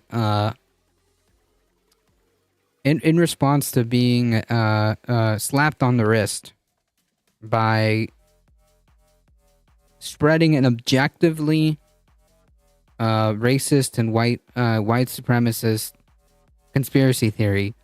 The response is to double down and claim that it's actually not racist to observe and assess statistical trends. Dude, demographics change, okay? Like, I don't know what to tell you. I'm led by the whites and non-whites wording. They're all fucking humans. We bleed the same color and their religious standards. We're all made by the same deity. So, yeah, but you see, that's the contradiction, right? Like, they claim to not care about race, and they claim that, in fact, they're the victims of racism.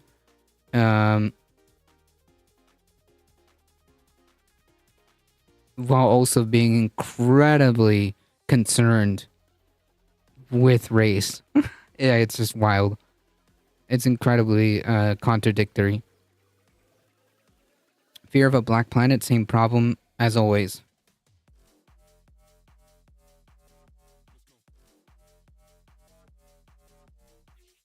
Yeah, it's idiotic fear. It's based on nothing. Like, listen, like, demographics change, okay? That's just like how things progress over time, okay?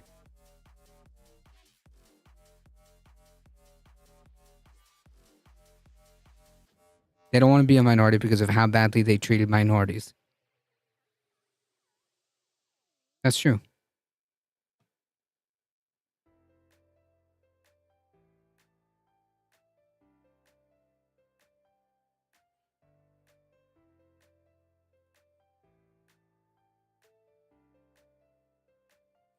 Like, demographic change is something that happens naturally.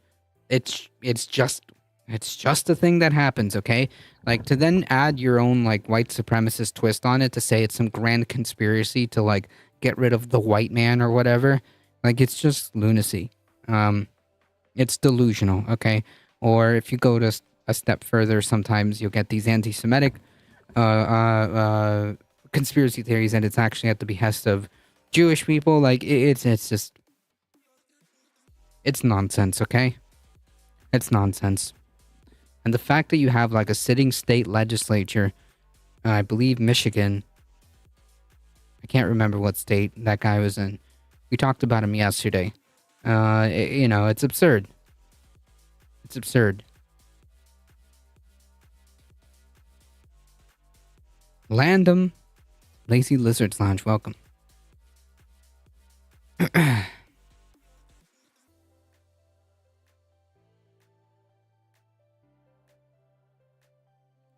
All right, folks, we're gonna have to speed run through some of these because it's getting close to 7 o'clock.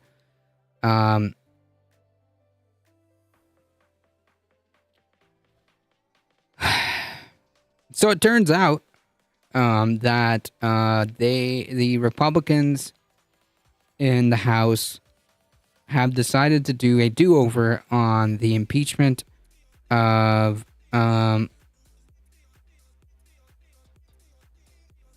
on the Homeland Security. Alejandro Mayorkas, apparently they requested a do-over and they managed to secure the +1 majority vote to impeach him. This is going nowhere. This is a massive waste of time because it's based on nothing. It's literally based on nothing. It's absurd. This is a dog and pony show. Okay, this is pretending to do something while doing nothing and then selling that to the base. Okay.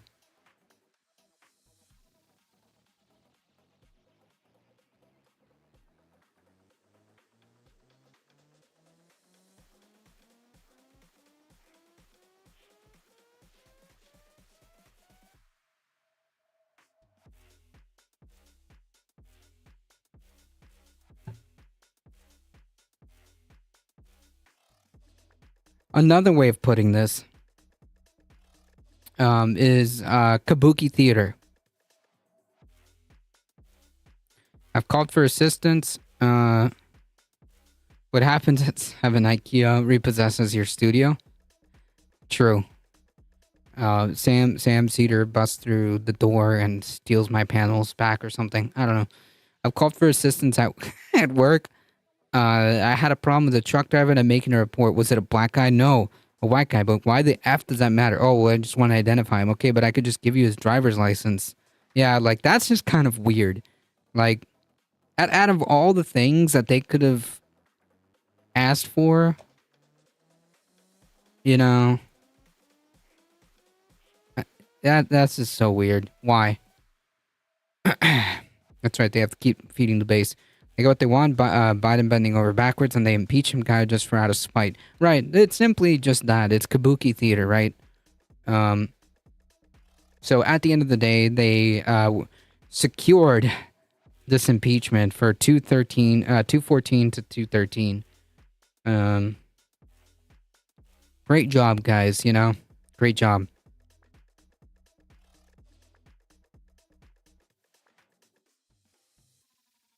Unfortunately, Steve Scalise somehow managed to make it out of cancer treatment to make that vote.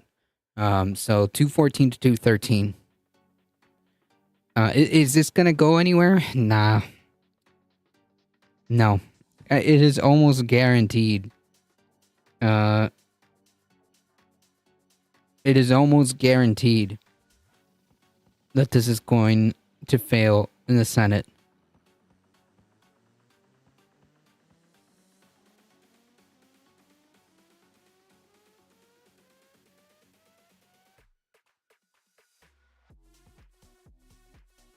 Ground Level News subscribing with a tier 1 sub for 5 months. Look at that. Thank you so much for your support. I appreciate it. Thank you.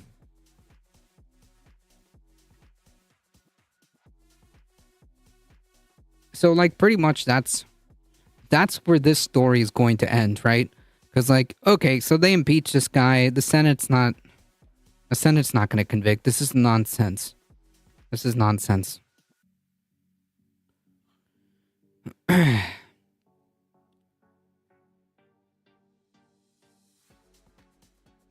A Georgia judge is set to consider whether to remove Fani Willis from the election interference case.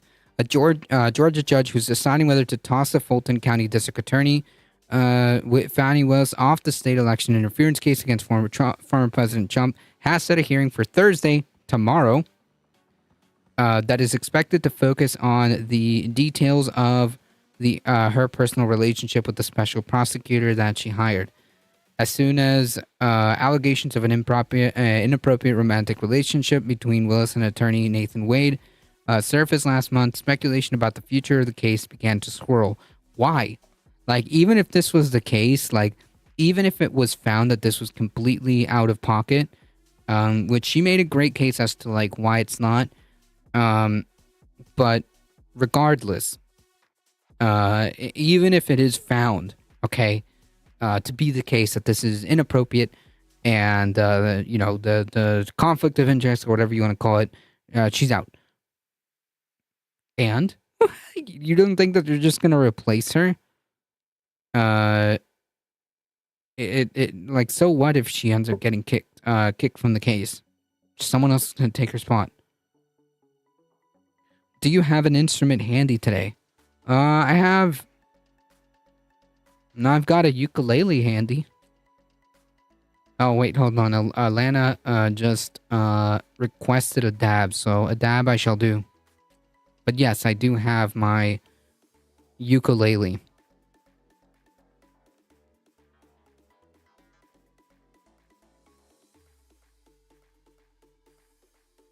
There you go.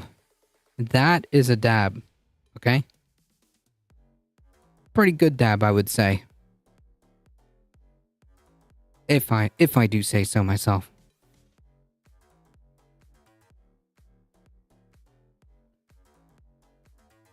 Turned out nice again.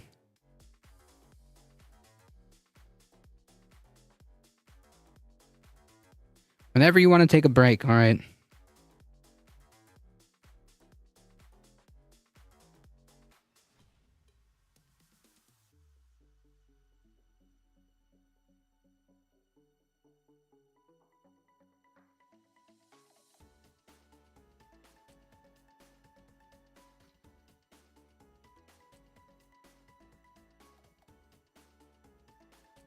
I guess I will take a break in a second.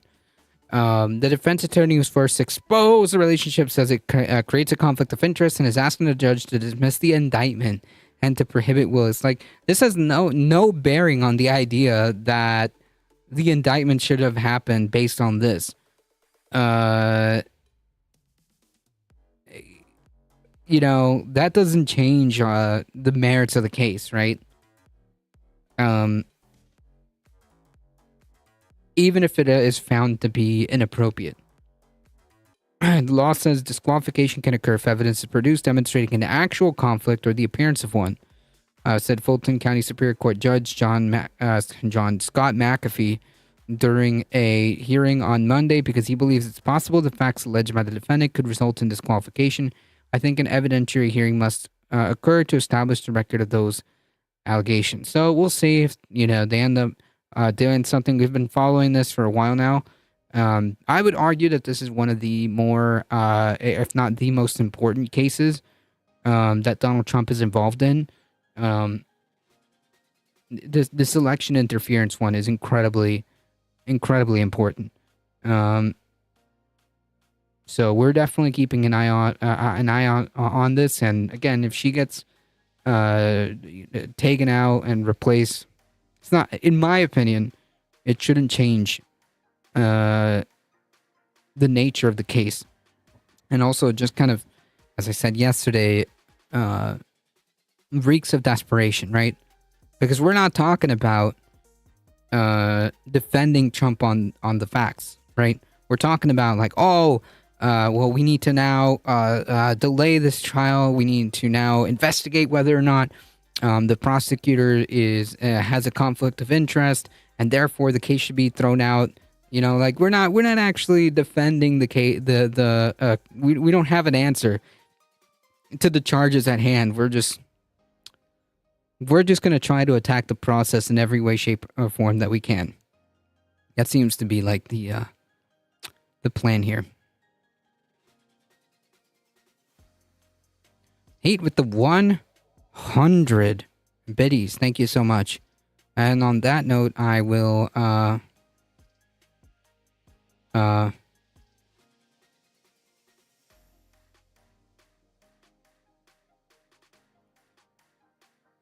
hey.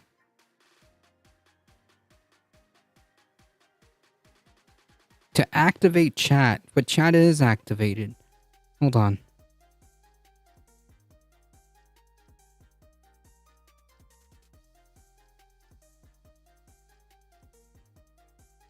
Okay.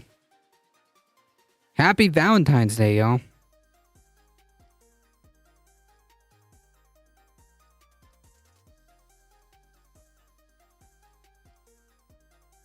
Great. Now I can't really see.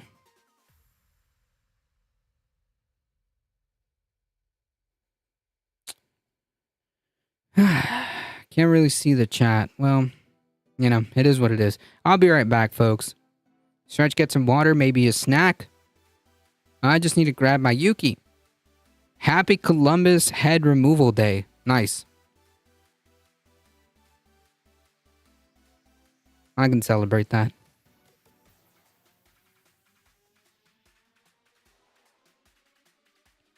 Give me 1 second, folks. I will be right back.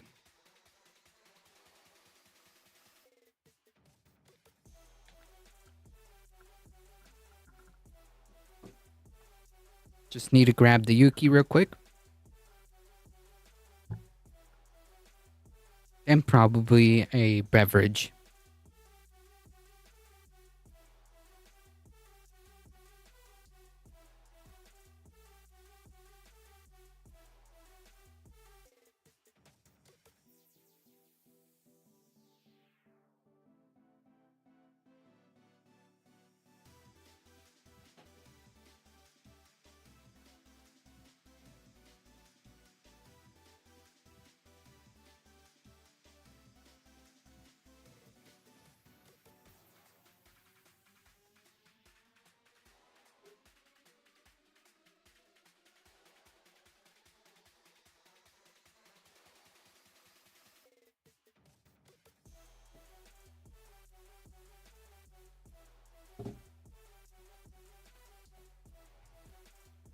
Apparently today is Ferris Wheel Day and Library Lovers Day.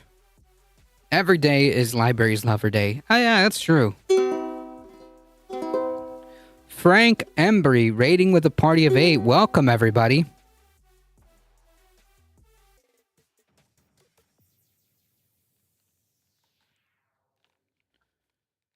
Thank you for the raid. I appreciate that. Folks, if you don't know who I am, or if you haven't seen me before, I'm a Difficult Truth. I do the news. I do the politics. Yeah, perfect timing too, huh?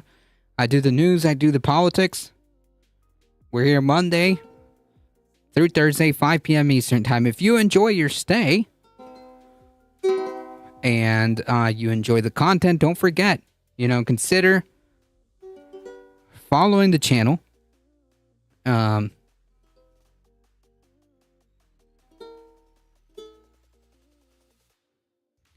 Odd that I have books I love the particular smell of. Anyone who's an avid book reader will tell you the same thing, okay?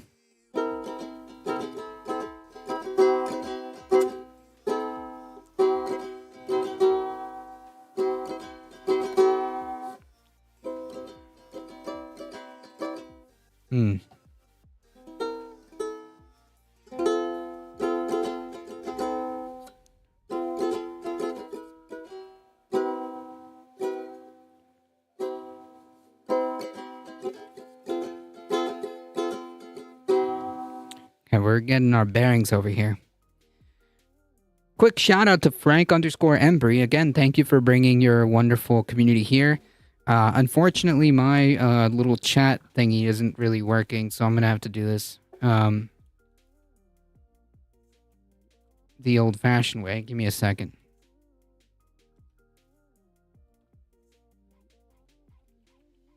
Join that Discord. We have movies. Not that I've joined one, but I'm usually sleeping, but it's still awesome. Hey, listen, it's all good, okay? But it's also true that if you do join the Discord, it's true. There's movie night the last Saturday of every month. It is true.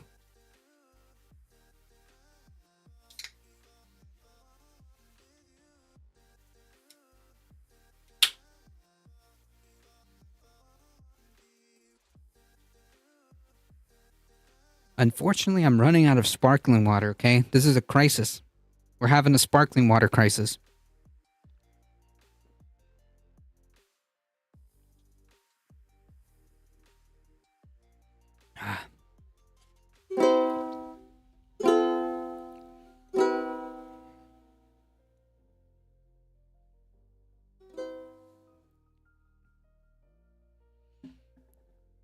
Yeah, it is the worst, isn't it?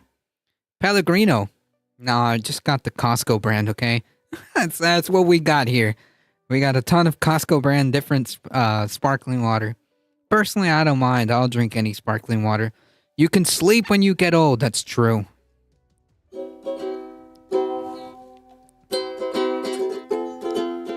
Shameless Kirkland plug. True.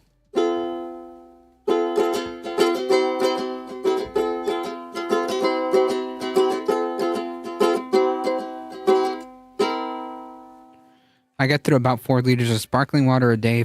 If I was buying cans, it cost me a fortune. I have to buy the fizzies by the flat at Costco because I drink too much of it. Yeah, that's the only way this addiction gets satiated. Okay. I sleep because I work grave shift, but I'm on a short 6-day medical leave, so I'm awake now. Ooh, that's right. I remember. I hope you're doing all right.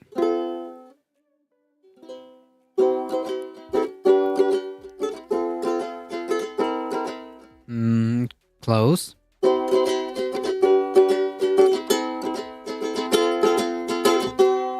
Okay. I got back from an 11-hour visit to urgent care because my legs got significantly worse. Jeez.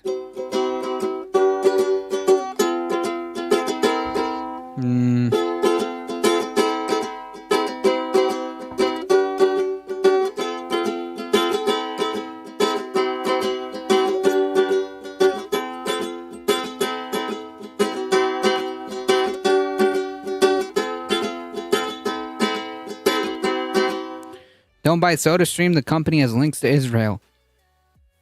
That's a good point. Well, I should say that's a good heads up. No, I don't intend on buying SodaStream, and now less so.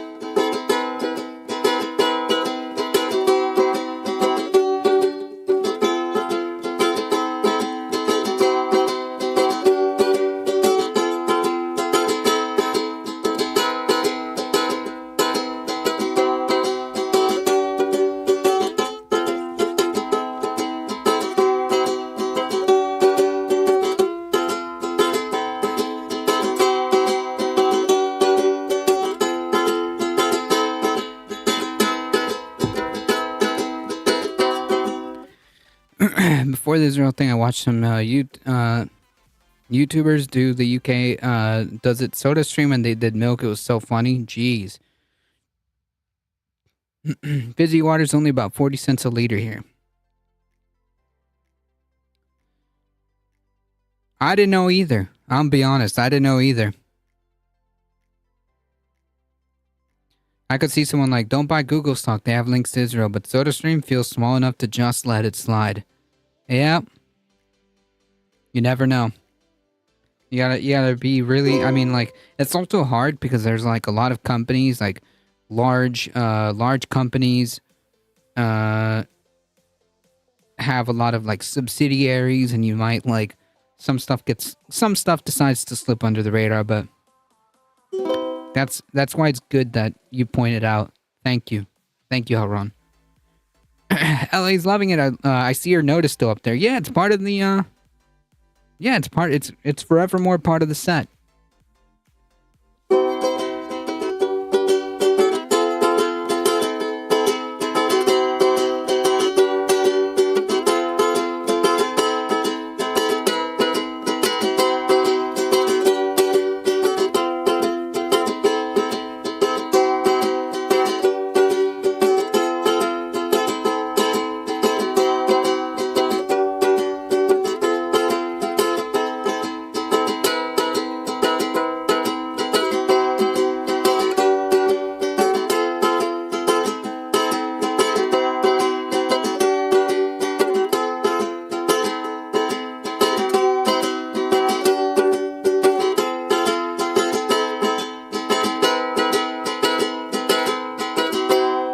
There you go. I think that counts as a riff. What do you think? Don't let anything slide. It's sustainable for you to boycott something. Do it because those small companies can be owned by bigger ones, and you don't know if you didn't do extensive research. That's exactly what I was saying. Yes. Sometimes things get slipped under the radar because a lot of large companies own so many like subsidiary companies and small companies that it's really hard to keep track. But if you do know, say something. If you happen to come across some information, it's always a good idea to try to spread the word, and it helps. I love it, ADT. It sounded amazing. Thank you. I appreciate that. I think that sounded like a riff to me. But anyways, yes. Thank you for pointing that out. Thank you for pointing that out, Elron.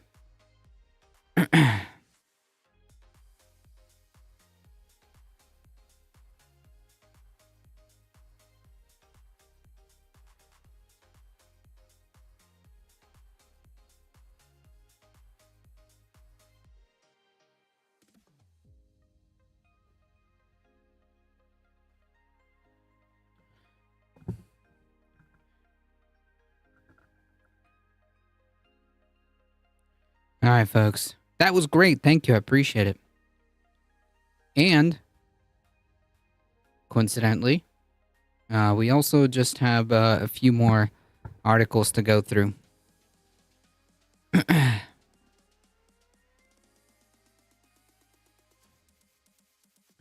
is difficult to find anything to eat or drink that isn't problematic. Sometimes I've had to give up a lot of candy because I'm boycotting Nestle. I mean, I'm okay with that. I'm okay with that. Like, if you were to tell me, because a lot of the candy, to the extent that I eat candy, I try to be conscious of the type of candy that I eat, to the extent that I do, because I personally don't really have a sweet tooth. But yeah, like, if there's anything that I find, I usually try to, be conscious of that.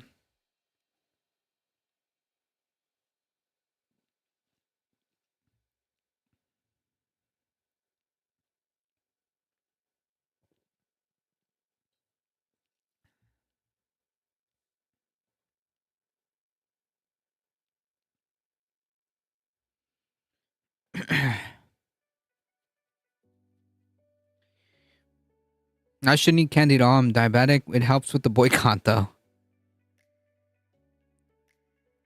When I can afford to boycott Walmart, I do, but I'm broke. Yeah, sometimes, especially if, like, when the only option you have is Walmart, after they've, like, basically destroyed any other small business in the area, and, like, you've got to get, like, groceries, and, like, you don't really have a choice, do you?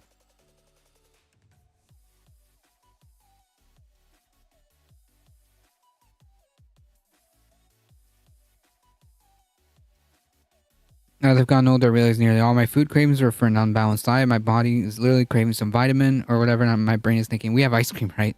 I'm almost 40 and I eat much better. That's when you say sustainable boycotting. So if you can survive without it, do it. Go to small businesses like actual mom and pop shops. Chances are they're only got deeply rooted chances are not only are they not deeply rooted in bad politics, but their food is better for you because they make things with love and no chemicals. It sucks, but you can only do what you can.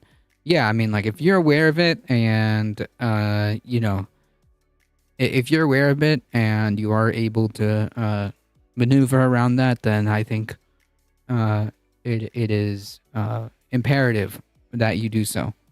It's that simple. If you can, then you should.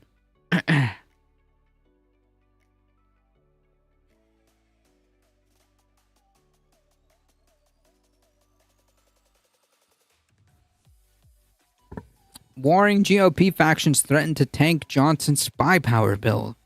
Speaker Johnson has experienced some deja vu as he tries to revive a controversial spy fight, and the second attempt is running into the same buzzsaw as the first. So, here's the thing. To make this as quickly as possible, essentially they want to renew like these incredibly intrusive surveillance legislation, and as luck would have it, there are far-right Republicans who are boycotting this as well, and it's causing a problem for the speaker to pass this. Personally, I think that it shouldn't, because this, you know, it says that this is designed to surveil potential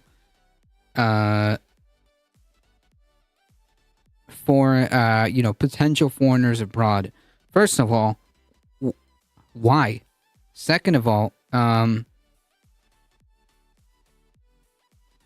this has so many avenues for this to be abused that it doesn't really... that enough is enough, right? Like, we don't need to continue to reauthorize this nonsense, okay?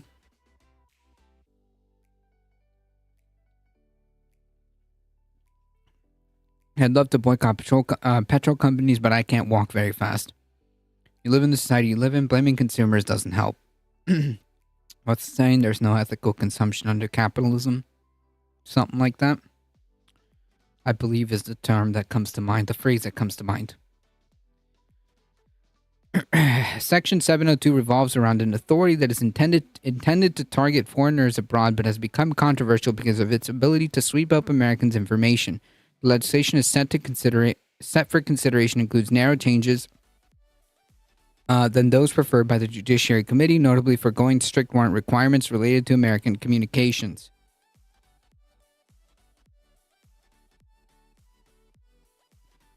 Privacy hawks are trying to amend... Privacy hawks. I love the phrasing here. Privacy hawks. Cool. It almost sounds like pejorative. It almost sounds like they're trying to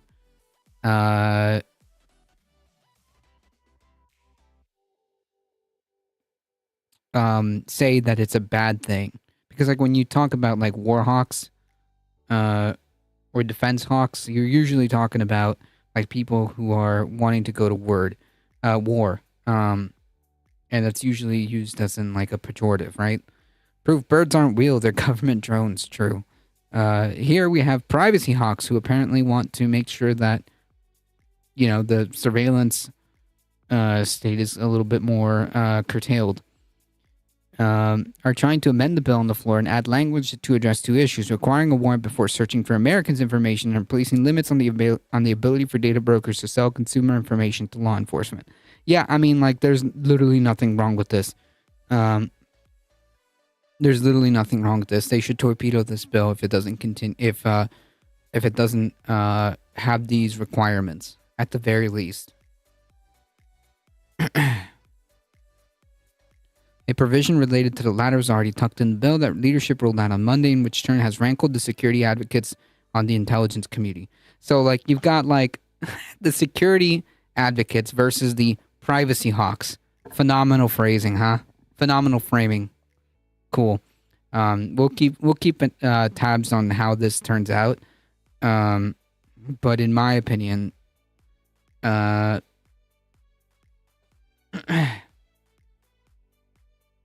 this doesn't need to be.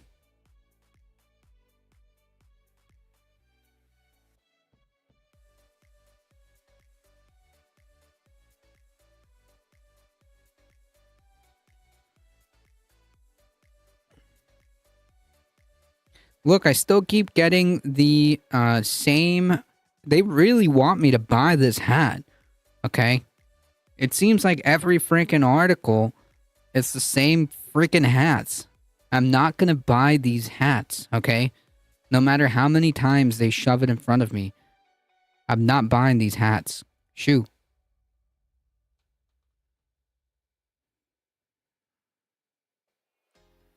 Yeah, they didn't do anything to deserve this.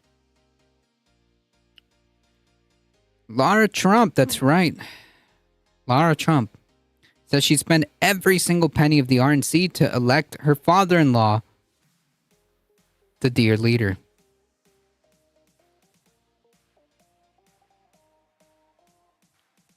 Yeah, just laying eggs and hunting mice, true.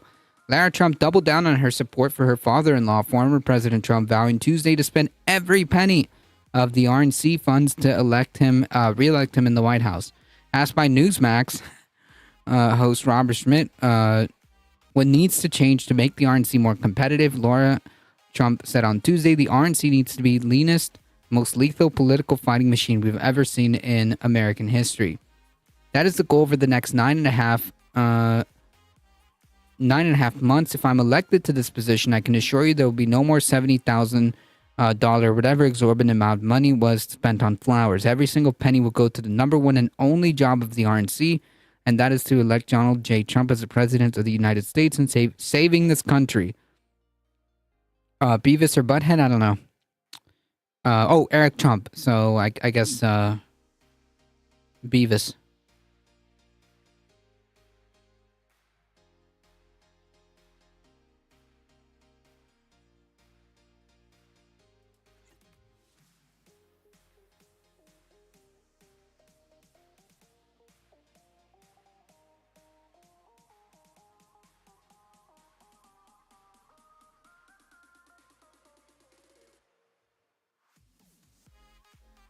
The pledge comes just days after the former, the blonde, that's Eric Trump, that's Beavis. The pledge comes just days before the former president threw his support behind his daughter-in-law to serve as co-chair of the RNC. Donald Trump called her an extremely talented communicator who is dedicated to all that MAGA stands for, fascism, while also endorsing North Carolina GOP chair Michael Whatley to serve as RNC chair. Lara Trump is married to Beavis, and has been involved with the RNC and party donors since her father-in-law's time in the Oval Office. If she and Whatley are elected by RNC members, it would secure a full takeover of the committee by the former president. Phenomenal. Not Trump's party, though, you know.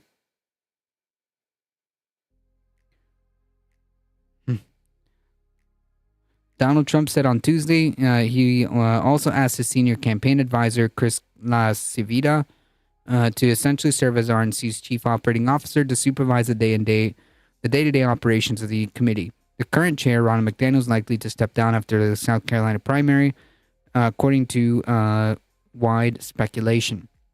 Tensions have simmered between Trump and McDaniel in recent months after the former president declined to explicitly back McDaniel or a challenger during the 2023 leadership race and called on the party to rally to his side. Yeah. So I mean, like, if that ends up happening and Lara Trump ends up being the RNC head, that would just basically secure a complete and unequivocal takeover of the Republican Party. This is not going away, folks. This is not going away at all.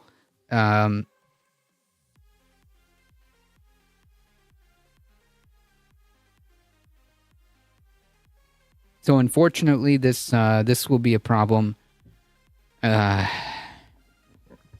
for quite some time. I don't know, folks. I think it's if you ask me, I think it's time to start preparing for the idea to start to prepare for the idea that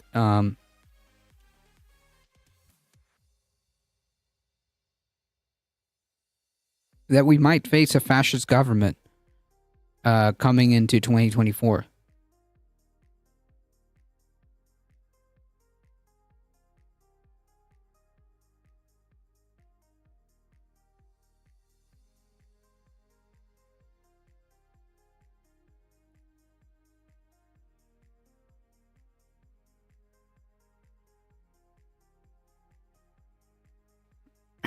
I'm beginning to wonder if Trump has syphilis. Like, not joking, his mental process is so obviously extremely disrupted. It's either that or senility. I don't know. I mean, I would say it's more probably like just mental cognitive decline because he's like, I don't know, 77 or whatever. That's possible. I'm not a doctor. I'm not going to pretend I'm going to sit here and diagnose what the heck is going on with Trump or Biden. And the Democrats want a strong Republican Party. Yep. You know, I'll leave with this post, okay? Donald Trump is elected president of the United States. We do not know if there will be a verifiable next election that has integrity. He already tried to, we saw on January 6th, he tried to overturn the results of a presidential election by force, by inciting a riot. And I think we need to be very, very realistic about the grave impacts of a Donald Trump election. It is. Yeah, that's cool. Here's the thing. Why are the Democrats, like, she's right, okay? That's the whole point. Why are you gambling all this, the possibility of all this, if you know and you acknowledge the threat? Why are you gambling this on Biden? Either, which I wrote here, either you take this seriously or you don't. The electorate is not here to make this case for you. You have to make the case to the electorate.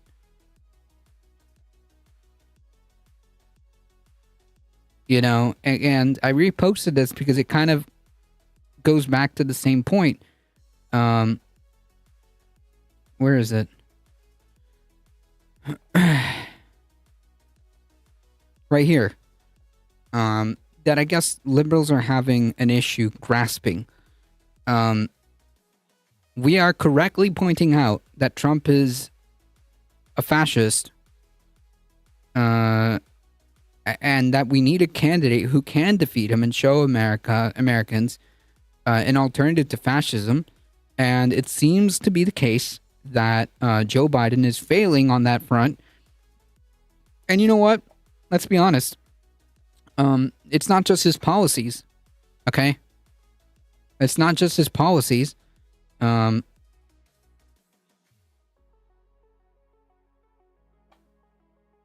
He's 81 and his cognitive faculties, his mental faculties aren't as they're not sharp, okay? Listen, Bernie Sanders is old, okay? Bernie Sanders doesn't have the same issues. It's like listening to Bernie Sanders, because this is not like an ageist thing. Listen to Bernie Sanders speak in the Senate, okay? I'm just saying.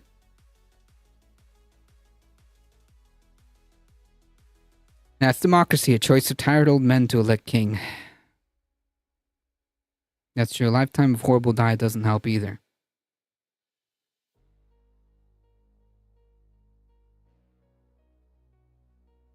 So if it is true that Dems acknowledge the threat, it seems a bit irresponsible to gamble all this on Trump being so horrible and just basically strong-arming by saying, like, well, you want this guy, right? When was the last year I had a little brain fart mid-sentence and people were thinking he had a seizure? Mitch McConnell.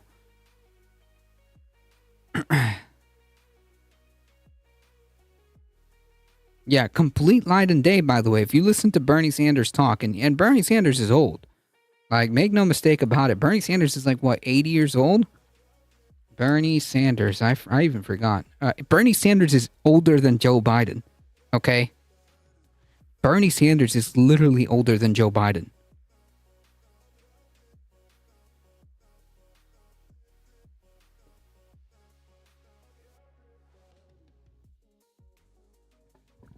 I'm just saying, man. The Democrats are playing a dangerous game. It's stupid because they're hell old and can retire, but they don't. And people who can't retire work until they're dead. Yep. Peace and love. Thank you so much for stopping by. I appreciate it.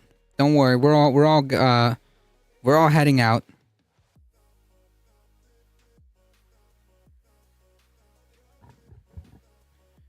Folks, it is way past our time. I apologize. If you enjoyed the content, don't forget to hit the follow button. Thank you to Tina. Tina_2. Thank you so much for the raid. Thank you, Frank_Embre, for the raid. I appreciate it. Thank you for the biddies heat.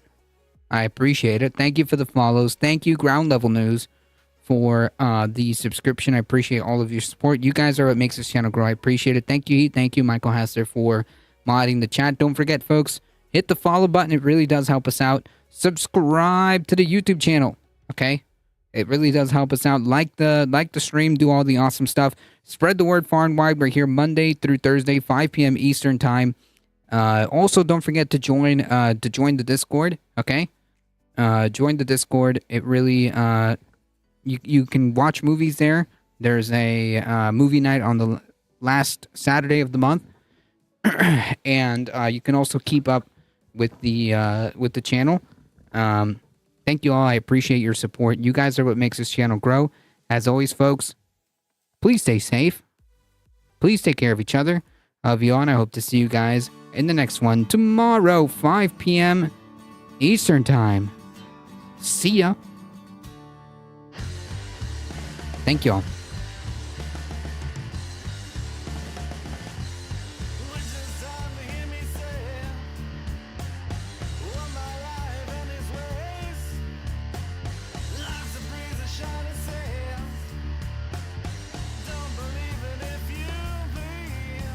Thank you, Firefly. Thank you, Michael Astor.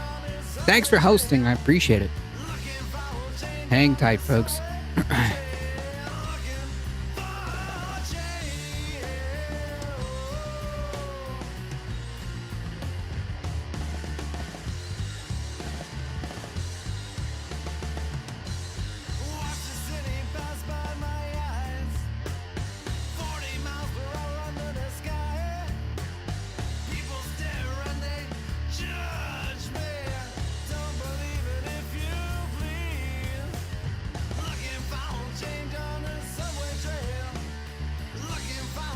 All right, folks.